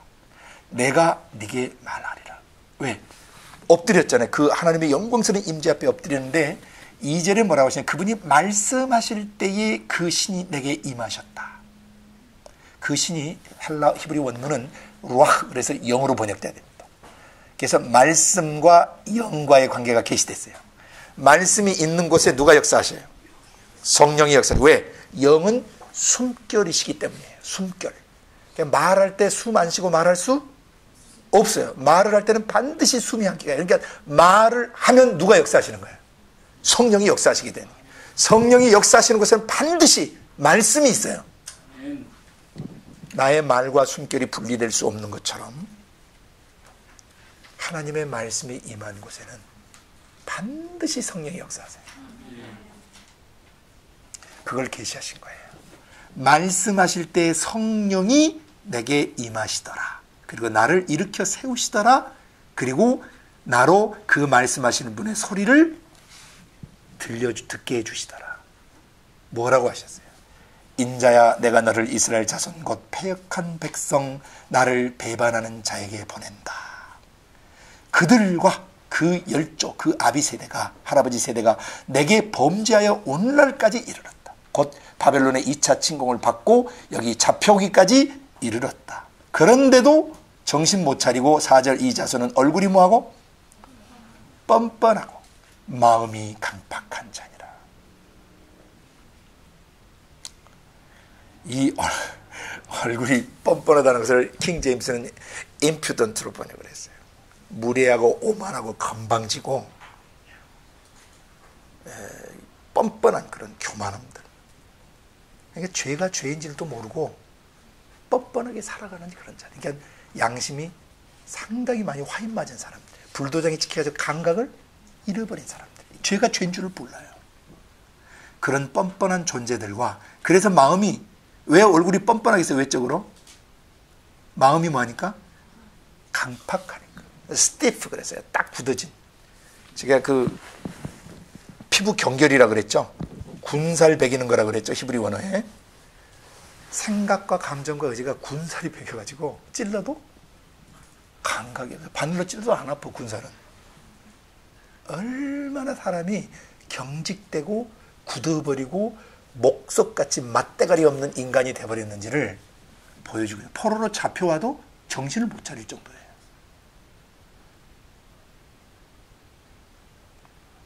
수많은 사람이 예루살렘에서 죽었는데 그거 보고도 사람이 정신 안 차릴 수 있다는 거예요. 인간이 얼마나 강팍한 존재인지.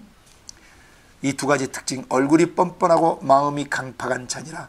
내가 너를 그들에게 보내노니 너는 그들에게 이르기를 주 여호와의 말씀이 이러하시다 하라. 지금 이걸 이해해야 계시록 5장에 나오는 그 책이 어떤 책인지를 이해하기 때문에 지금 설명하는 겁니다. 5절 그들은 패역한 족속. 이 패역하다는 말은 부패해서 썩은 놈들이라는 뜻, 썩어서 거역하고 반역하는, 말을 안 들어먹는 놈들을 말해요. 패역하단 말은 영어로 rebellious, 거역하고 말을 고지 듣지 않고 그 말대로 하지 않는 거만한 자들을 말해요. 이 족속은 패역한 족속이다. 1차 침공 때 다니엘이 끌려왔죠. BC 605년에. 2차 침공 때 에스겔이 끌려왔어요. 듣든지 아니 듣든지 그들 가운데 선지자가 있다는 것은 알게 될 것이다. 6절 인자야 너는 비록 가시와 찔레와 함께 처하며 전갈 가운데 거할지라도 그놈들을 뭐하지 말고 두려워하지 말고 그놈들이 한 말을 두려워하지 마라. 그들은 패역한 족속이지만은 그 패악한 놈들이 한 말을 두려워하지 마. 그놈들의 얼굴도 무서워하지 마라. 사람을 두려워하면 올무에 걸립니다. 불의한 자들과 불법을 행하는 자들 앞에 조금도 위축될 필요가 없는 것입니다. 근데 여기서 두 가지 특징, 가시와 찔레 같은 인간, 전갈 같은 인간이에요. 가시와 찔레는 남에게 뭐예요? 남을 피 흘리게 하는 사람, 남을 찌르고 남을 고통스럽게 하는 사람이에요. 여러분 손에 작은 그 비접 든다 그러죠? 네? 뭐니라다 손에 이렇게 막 어떤 게 그 찔려서 뭐가 들어갈 때가 있잖아요. 얼마나 답답해요. 그 반대 아프더라도 바늘 가지고 뭐 해야 돼? 헤집어서 파내지 않으면 땡땡 붓기 시작하고 골마가기 시작해요. 좀 아프더라도 그때 째고 파내는 게 낫습니다. 가시와 찔레 같은 인간, 그리고 또 뭐 같은 인간? 전갈 같은 인간. 전갈은요, 특별히 중군동에 있는 전갈은요, 굉장히 독한데요. 그거 물려서 당장 죽지는 않지만 사람이 감당할 수 없는 고통을 준다 그래요. 그러니까 울지 않기로 유명한 로마의 군인들, 그러니까 그 이방 그 나라들을 점령하러 간 공수 특전단 같은 이 로마 군인들도 전갈에 쏘이면 바닥에서 굴렀다 그래요. 사람이 감당할 수가 없을 정도. 그러니까 때로는 우리 인생의 강도죠. 나에게 상처 주는 강도인데 가시와 찔레같이 늘 불편한 인간이 있고 전갈처럼 나를 물어가지고 완전히 내 인생을 죽여놓는 인간들이 있다는 거죠. 근데 이놈들이 그놈들이라는 거예요. 그놈들 무서워하지 말라 그랬어요. 말도 두려워하지 말고 얼굴도 무서워하지 마라. 7절 그들은 심히 패역한 자다. 5절에는 패역하다 했다 이기들 하죠. 심히 말 죽어도 안 들어먹는 놈이라는 뜻이에요. 죽어도 말을 안 듣는 놈들이다. 듣든지 아니 듣든지 너는 내 말대로 고하라.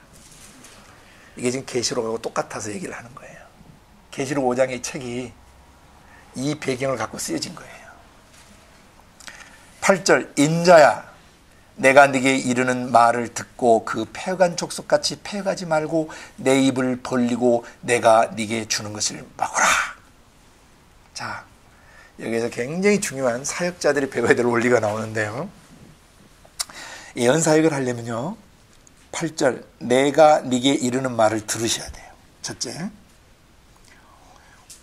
We must hear. We must listen to him. We must hear his voice. 반드시 음성을 들으셔야 돼요. 두 번째, 입을 벌리고 세 번째, 먹어야 돼요. 제비 새끼가 엄마가 먹이 물으면 입 벌리는 거 혹시 보신 적 있어요? 입 찢어져라 벌립니다. 엄마 저요. 근데 새끼가 보통 한두 마리가 아니라 제비는 굉장히 많이 나요. 새끼를 시골집에서 옛날 보면. 근데 궁금하죠. 저 많은 새끼들이 서로 밥 달라고 막 하는데 분명히 엄마가 아까 벌레 하나 물어서 한 놈 줬거든요. 또 주고 또 주는데 엄마는 어떻게 헷갈리지 않고 이놈들을 구별할 수 있을까 하는데 그 조류학자들이 가르쳐 줬어요. 엄마 제비가 그 새끼 제비가 안 먹은 척 시침이 뚝 떼고 엄마 차야 하면은 이놈이 받아먹은지 안 받아먹은지를 어떻게 하냐면 입을 벌리는 게 다르대요.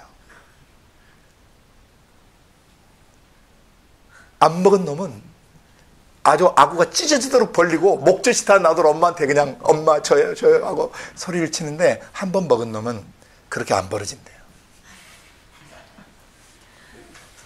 그러니까 엄마 제비가 탁 벌레 잡아와서 딱 너는 먹었잖아 하고 다음에서 하나씩 다 먹이는데요.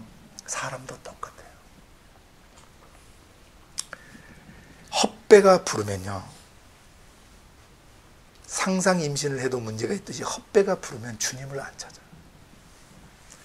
인스턴트나 먹여놓고 과자 잔뜩 먹여내보세요. 애들이 밥 달라고 하나. 살로 가지 않는 몸에 이롭지 않는 것들을 다른 데서 집어먹어버리면 세상 것을 집어먹거나 편집된 설교를 집어먹거나 혼합주의 설교를 집어먹거나 잘못된 지식을 중심으로 집어먹어버리면 아구를 있는 힘 다해서 벌리지 않아 기도하지 않는다는 거죠. 하나님 아빠 저요 입을 쫙 벌리고 타는 목마름으로 아빠를 찾아야 되는데 이 갈급함이 살아요. 이게 바로 패역한 족속들이에요. 맛이 간 녀석들이에요. 그래서 너는 그렇게 하지 말고 뭐하라? 네가 네게 이르는 말을 들으면 패역한 족속같이 패역하지 말고 입 닫고 기도 안 하는 놈들이에요. 하나님을 전심전력으로 찾지 않아요. 하나님을 갈망하지 않아요. 뭔가 다른 데 배가 불러버린 거예요. 죄악을 집어먹었든지 뭔가 세상적인 것을 집어먹었든지 아니면 자기에 속한 자기 그 무엇을 집어먹었든지 이게 이 아구가 벌어지질 않는 거예요. 근데 그렇게 하지 말고 너는 뭐하라? 입을 벌려라. 모처럼 아직 먹이 안 먹은 제비 새끼처럼 입을 쫙 벌려라.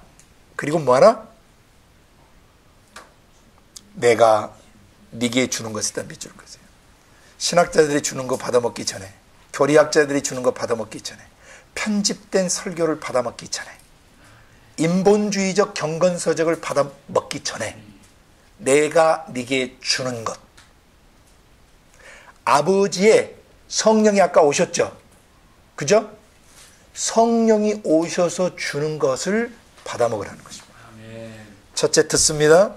두 번째 뭐합니까? 입을 벌립니다. 세 번째 받아 먹습니다. 그 다음에 뭐 해야 됩니까? 먹으라 하시기로 내가 보니 한 손이 나를 향하여 펴지고 그 손에 두루마리 책이 있더라. 보좌에 앉으신 분의 오른손에 뭐가 있었어요? 책이 있었죠. 그죠? 이 책이 그 책이에요. 하나님의 손이 이렇게 보이는데 그 주님의 손에 책 한 권이 두루마리 책이 들려있더라. 그분이 그것을 내 앞에서 펴셨어요. 그랬더니 안팎에 글이 있는데 똑같아요, 안 똑같아요? 근데 하나 여기는 계시가 되어 있죠. 어떤 내용이 적혀 있냐면 애가와 애곡과 재앙, 재난, 저주의 말들이 기록되어 있더라. 이때 애가로 번역된 히브리 원어는 키나흐라고 그래서 슬픈 노래라는 뜻이에요. 그 비통할 때 비자 있죠? 슬플 비자. 슬픔의 노래예요. 슬픈 노래. 영어로 lamentation. 이것을 이제 다른 구약성에서 호곡하다, 애통하다로 번역된 말인데, 이 말은 원래 그 노창 있죠? 창으로 찌르는 거. 창으로 찌르는 창에서 온 말이에요. 이 키나흐란 말이 창으로 찌르는 창에서 오는 말이니까 어떤 비통함이에요? 가슴을 후벼대는, 가슴을 찢어 발기는, 가슴을 찌르는 그런 고통스러운 노래라는 뜻이에요. 이해가 되시죠? 두 번째, 애곡이라고 되어 있는 이 말은 히브리어의 헤게흐란 말인데, 헤게. 이 말은 원래 불평을 하거나 투덜거리는 거, 그리고 소리를 내는 거, 그리고 또 뭔걸 도모하고 계획하는 거, 또는 여기서 여호수아서 1장 10절에는 묵상하다는 낱말도 이 헤게흐란 말에서 나와요. 그래서 이 애곡이라는 말은, 가장 대표성을 띠는 말은 이 슬퍼하다는 뜻인데, 그러니까 일종의 곡소리 나는 거죠. 곡소리, 통곡소리. 예? 아이고, 그래서 난 못 살아. 이 노릇을 어찌하면 좋아. 다 죽었네, 다 탔네, 다 끝났네. 나는 이제 어쩌면 좋아. 이런 곡소리를 말하는 거예요. 이해가 되시죠? 헤게흐라는 거예요. 다음 세 번째, 재앙이라고 번역된 이 말은 히브리 말로 그래서 원래는 이것도 비탄 통곡입니다. 근데 비탄 통곡으로 말미암은 재난의 역사를 말해요. 재난. 비참한 재난. 셋 다 공통적인 말인데, 어떤 비슷한 말들인데, 한마디로 가슴치며 통곡하며 곡소리를 내며 가슴을 찌르며 인간이 견딜 수 없는 비참함과 고통을 표현하는 표현들이에요.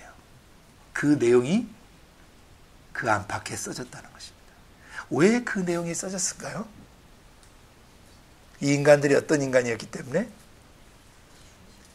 뻔뻔하고 패역한, 그러니까 내면 세계가 굳어져가지고, 목석같이 굳어져가지고 밖으로 뭐가 나와요? impurence, 거만함과 이 교만함들과 거만함들이, 이 에로건스 이런 게 나오는 거예요. 내적으로 프라이드, 교만이 있으면 밖으로 건방져요. 시건방져요. 하나님 앞에서나 사람 앞에서, 권위자들 앞에서 시건방을 떨기 시작해요. 방자해지기 시작해요. 이건 맛이 간 거예요, 내면 세계.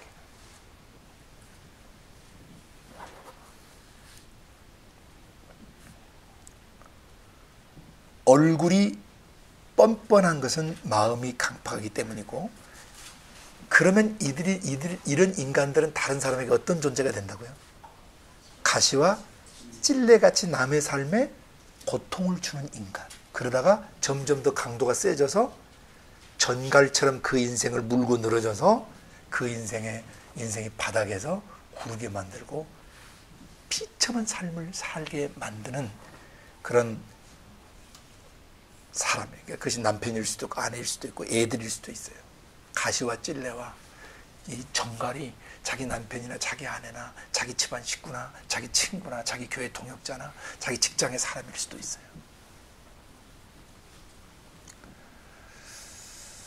이놈들에 대한 뭐가 써졌겠어요? 이놈들에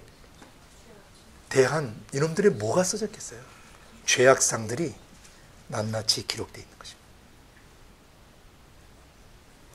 이것을 데살로니가전서에서 바울은 환난 받는 자들에게, 환난 당하게 하는 자들에게 환난을 받게 하는 것이 하나님의 공이라 그래요. 그러니까 예수 믿는 사람을 괴롭히고 박해하고 죽이고 이랬던 자들이 회개하지 않으면 그대로 저주를 받는 것이죠. 이 책에는 바로 에스겔 시대를 배경으로 해서 그렇게 하나님이 선자를 통해서 경고하고 회개하기를 촉구하고 성령을 쫓아 행하라고 그러고 육체를 쫓지 말라고 그러고 하나님을 따라 살아라고 했는데 고집스럽게 계속 육을 쫓아 살고 악한 영들을 쫓아 살고 세상을 쫓아 살다가 마지막에 어떤 사람이 됐어요? 그 마음이 굳을 대로 굳어지고 얼굴은 뻔뻔할 대로 뻔뻔해져서 강팍해질 대로 강팍해져서 결국 인생 존재 자체가 남에게 가시와 찔레 같은 인간이 되고 그 다음에 남에게 전갈 같은 존재가 돼서 이 전갈은 이 사단 마귀를 표현할 때 전갈이라고 그러거든요. 뱀과 전갈을 밟으며 그러셨잖아요. 사단 마귀를 표현할 때 전갈이에요. 마귀 같은 인간이 되어서 다른 사람의 생각, 감정, 의지에 독을 집어넣고 남을 파괴시키는 자들이에요. 이런 놈들 반드시 뭐 받는다? 심판받는다는 거예요. 근데 네가 이 책을 먼저 갖다 뭐하라? 먹어서 어떤 놈들이 저주받고 벌받는가, 마지막에 곡소리 나는가를 사역자인 네가 먼저 뭐하라? 먹고 경험하라. 네 입에서는 달지만 네 속배에서는 쓰게 될 것이다. 왜? 사람들의 문제를 다뤄야 되니까. 고통스러운 것이죠. 3장 2절까지만 읽겠습니다. 그가 또 내게 3장 1절 그가 또 내게 이르되 인자야 너는 받는 것을 뭐하라? 먹으라.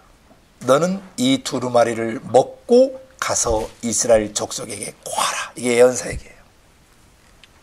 이런 죄를 짓는 자는 반드시 지옥 간다는 것과 이런 죄를 짓는 자는 마지막에 무서운 형벌을 받는다는 사실을 먼저 먹고 깨달아서 체득해서 가서 뭐하라고요? 이스라엘 족속 믿는다, 예수 믿는다고 하는 사람들에게 뭐하라? 가서 경고하라 하신 거죠. 그래서 2절 내가 입을 벌리니까 그가 그 두루마리를 내게 먹이시며 내게 이르시되 인자야 내가 네게 주는 이 두루마리로 내 배에 넣으며 내 창자에 채우라 하시기에 내가 먹으니 그것이 내 입에서 달기가 꿀 같더라.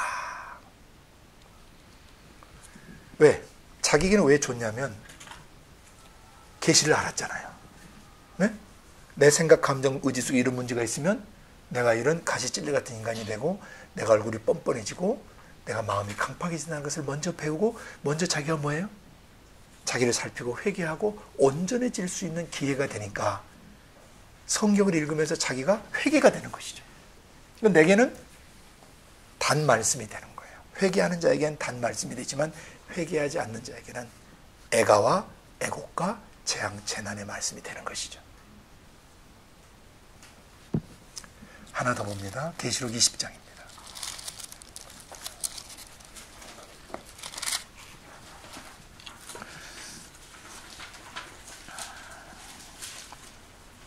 (11절부터) 제가 읽습니다. 계시록 20장 11절. 그 앞에는 마귀가 이미 지옥 심판을 받은 상태고 그 다음에 마귀를 따라 살던 자들이 어떻게 벌받는가가 나옵니다. 인간에 대한 최후 심판, 백보자 심판입니다. 또 내가 크고 흰 보좌와 그 위에 앉으신 자를 보니 땅과 하늘이 그 앞에서 피하여 간데 없더라. 그러니까 더 이상 사람이 육체를 갖고 있지 않습니다. 이 세상이 없어져 버린 겁니다. 그 다음에 심판이 있는 거죠. 아멘. 하늘과 땅이 사라져버리는데 바로 심판이 시작되는 거예요.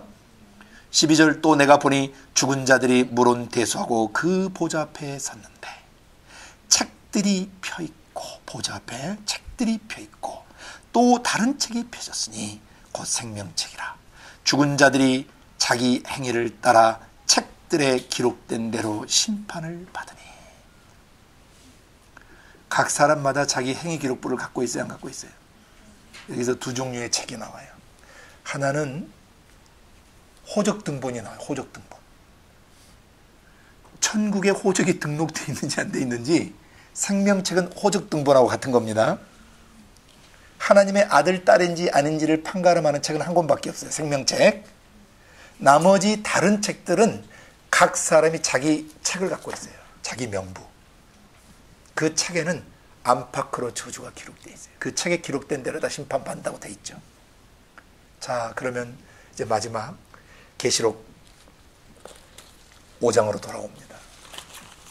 마무리합니다. 여기 있는 책의 성격을 이제 이해하셨죠?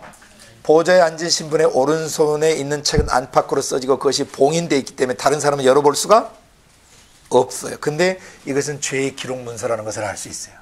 저주가 기록된 문서라는 것을 알 수 있어요. 곡소리 나게 하는, 인생의 마지막에 절규하고 통곡하는, 비명을 지르게 하는 슬픔의 노래요, 통곡의 노래요, 재앙과 재난의 내용이 기록된다는 것을 성경 계시를 통해서 알 수 있습니다. 요한 사도가 왜 이걸 보고 울었겠어요? 저게 파기되지 않으면 기록된 대로 자기를 비롯해서 모든 지상교회도 다 심판을 받아야 돼요. 근데 간간히 지옥에 갔다가 온 사람들 그 간증하는 거 보면 자기 죄가, 어떤 분은 지금 돌아가셨는데 그분은 가보니까 자기 죄의 제목이 큰 타이틀만 300 몇 개? 큰 주제만, 예를 들어 음란이면 음란, 이렇게 뭐 큰 타이틀에 그 음란에 생각부터 시작해서 구체적으로 음란에 대한 모든 것이 거기 다 낱낱이 기록되어 있는 걸 본 거예요. 음란뿐이겠어요? 미움, 분노, 시기, 질투. 우리 악살가늠 도구의 타막서금 혈교방 배우셨잖아요? 그 성경에 있는 거 다 해봤자 50 몇 개밖에 안 돼요. 근데 이 사람 건 수백 개의 타이틀이 있는데요. 죄목의 타이틀이에요. 책을 보면 1장, 2장이 있듯이 1장은 무슨 죄, 2장은 무슨 죄, 이게 쫙 기록이 되어 있는데 보는 순간 맥이 다 빠지고 난 이제 죽었구나. 세상에 그렇게 많은 죄가 있는 줄 상상도 못한 것이에요. 근데 거기서 음성이 들렸어요. 내가 너를 다시 세상에 돌려보내는데 네가 어떻게 사는지 두고 보리라. 그래서 현실 세계로 돌아와서 어느 날 어느 교회 집회에 그 간증 갔다 했는데 그 놀이터가에 나와 있는데 그 주님이 다시 나타나셨어요. 내가 두고 보리라. 그 음성이 다시 들려온 거예요. 그분만 들으셔야 되는 거죠. 그죠? 나도 들어야 되는 것이죠. 이 책에 기록된 대로 사는지 안 사는지 두고 보리라.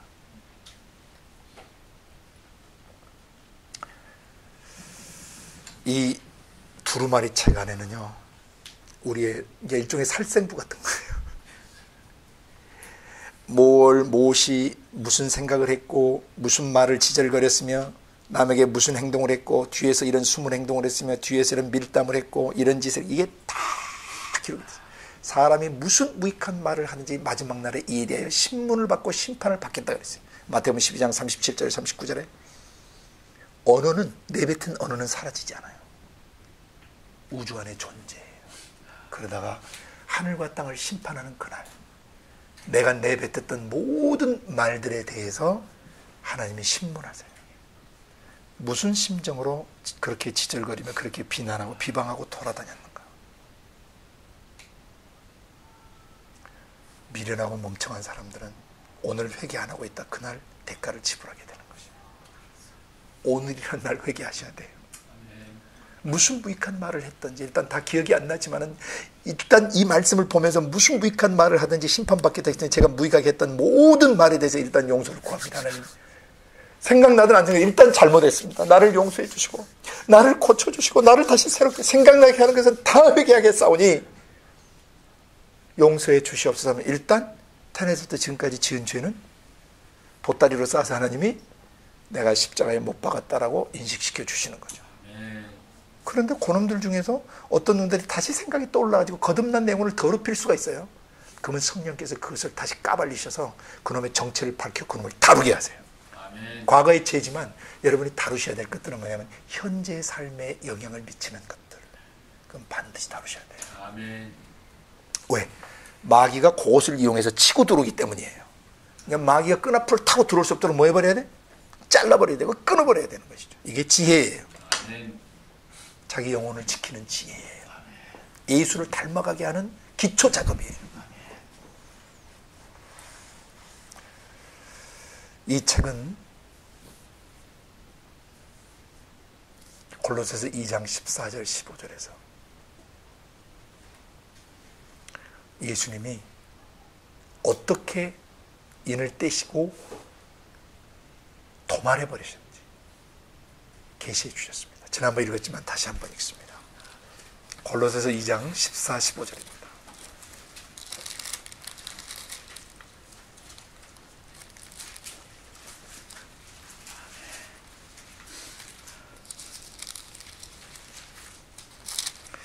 다 찾으셨으면 2장 14, 15절 함께 읽으시겠습니다. 우리를 거스리고 우리를 대적하는 의문에 쓴 증서를 도말하시고 제하여 버리사 십자가에 못 박으시고 정사와 권세를 벗어버려 밝히 드러내시고 십자가로 승리하셨느니라. 이게 인대신 거예요. 아멘. 죽임당하신 어린 양이 어떻게 그 죄악 문서, 죄의 기록 문서를 파기시켰는가를 바울 사도를 통해서 계시하셨어요. 우리를 거스리고 우리를 대적하는 의문에 쓴 증서, 죄악 문서, 탄에서 현재까지 말로 생각으로 행동으로 지었던 죄들, 그걸 쓴 것을 뭐 하셨어요? 도말했다고 하는 이 헬라어 원문은 erase, wipe out 또는 blot out, 삭제해버린 거예요. 십자가의 피로 싹 지워버리신 거예요. 지우개로 지우듯이 십자가의 피로 확 지워버린 걸 도말했다 그래요. 영어에 erase 또는 wipe out 또는 blot out, 제해버리신 겁니다. 그 다음에 뭐 하셨어요? 도말한 뒤에, 지워버린 뒤에 제하여 버리셨다. 제거해 버렸다는 뜻이에요. 제거해 버리시고 버리사 십자가에 못 박으셨다. 이게 인을 떼신 거예요. 그 기록된 죄악의 기록 내용들을 십자가에다 못 박아 버리셨다는 겁니다. 그 정사와 권세를 벗어버렸다는 것은 원래 옷벗기다는 동사예요. 옷벗기다. 정사는 아르코, 지배하다라는 동사에서 지배자들을 말해요. 이 정사라는 말은 정치적 지배자든 뭐하든 간에 나를 지배하던 자들과 그 다음에 권세 엑수지아는 잘못된 공권력을 사용해서 나를 지배하던 권위자들을 말해요.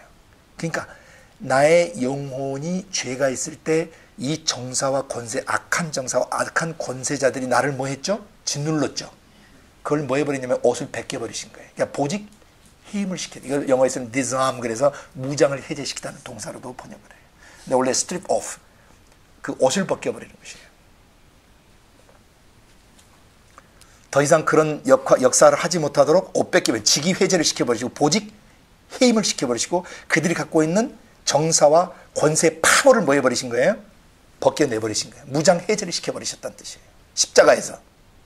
아멘. 이제 원수는 힘없네 이곳에서 아무 힘과 권세 없네 여기는 주님께서 계시는 곳이니 주께 모든 권세 있네. 한 20여 년 전의 노래예요. 그때는 그런 노래를 불렀다.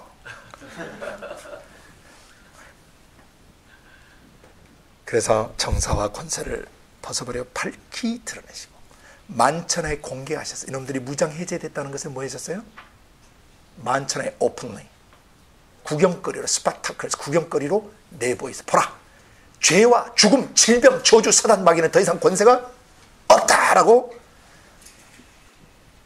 밝히 드러내시고 십자가로 승리하셨다. 이게 일찍 죽임을 당하신 어린 양이 바로 그 책의 인봉을 떼시고 그것을 도말해버리신 것이에요. 아멘. 올 1년 동안 계시록 5장 1절부터 7절 첫째 단락에서 내 모든 죄가 다 지워졌다. 내 모든 악함이 다 청소됐다. 갈보리 십자가에서 우리 주님의 흘린 그 피로 다 씻겨졌다. 골로새 3장 5절에 하면 우리가 그의 은혜로 긍휼히 여기심으로 구원을 받았는데 중생의 씻음과 성령의 새롭게 하심으로 구원을 받았다라고 증거해요. 중생의 씻음, renewal, washing, 그 regeneration, 중생의 씻음과 다음에 renewal of the spirit, 성령의 새롭게 하심으로 we were saved. 우리는 구원을 받았다. 그러니까 여러분은 씻겨진 겁니다. 정결케 된 겁니다. 오늘 이 내용을 1절부터 7절에 계시하신 것입니다. 그래서 올 1년 내내 평생 여러분 계시록 5장 1절부터 7절 내용 따라서 여러분의 죄들이 기록된 건 다 뭐했다? 파기 되었다. 어디에서? 그리스도의 십자가에서 내 모든 죄가 다 파기됐다. 기록된 모든 죄들이 다 끝났다. 이제 울지 않아도 된다. 주님이 오신 날 애가와 애곡과 재난을 당할 이유가 없다. 그분의 은혜로 구원을 받은 것입니다. 지상 7교회가 죽임 당하신 어린 양, 십자가에 죽임 당하신 어린 양이 십자가에서 뭘 도말하셨는지, 뭘 파기시켰는지 정확히 알아야 된다는 것을 계시해 주신 것입니다. 오늘 시간이 너무 많이 가서 다음 시간에 연이어가도록 하겠습니다. 같이 기도하겠습니다. 고마우신 아버지 하나님 감사합니다. 계시록 5장 1절부터 7절까지 게시된 두루마리 책이 어떤 책인지 에스겔서 1장과 2장을 통해서 깨닫게 해주시니 감사합니다.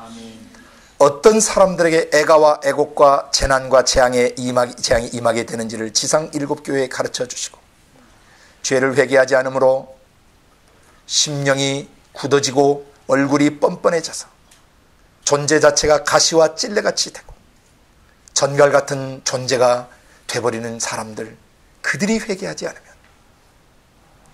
책에 기록된 대로 심판받을 수밖에 없다는 것을 가르쳐 주셨습니다. 주님, 이 인을 떼주셔서 감사합니다.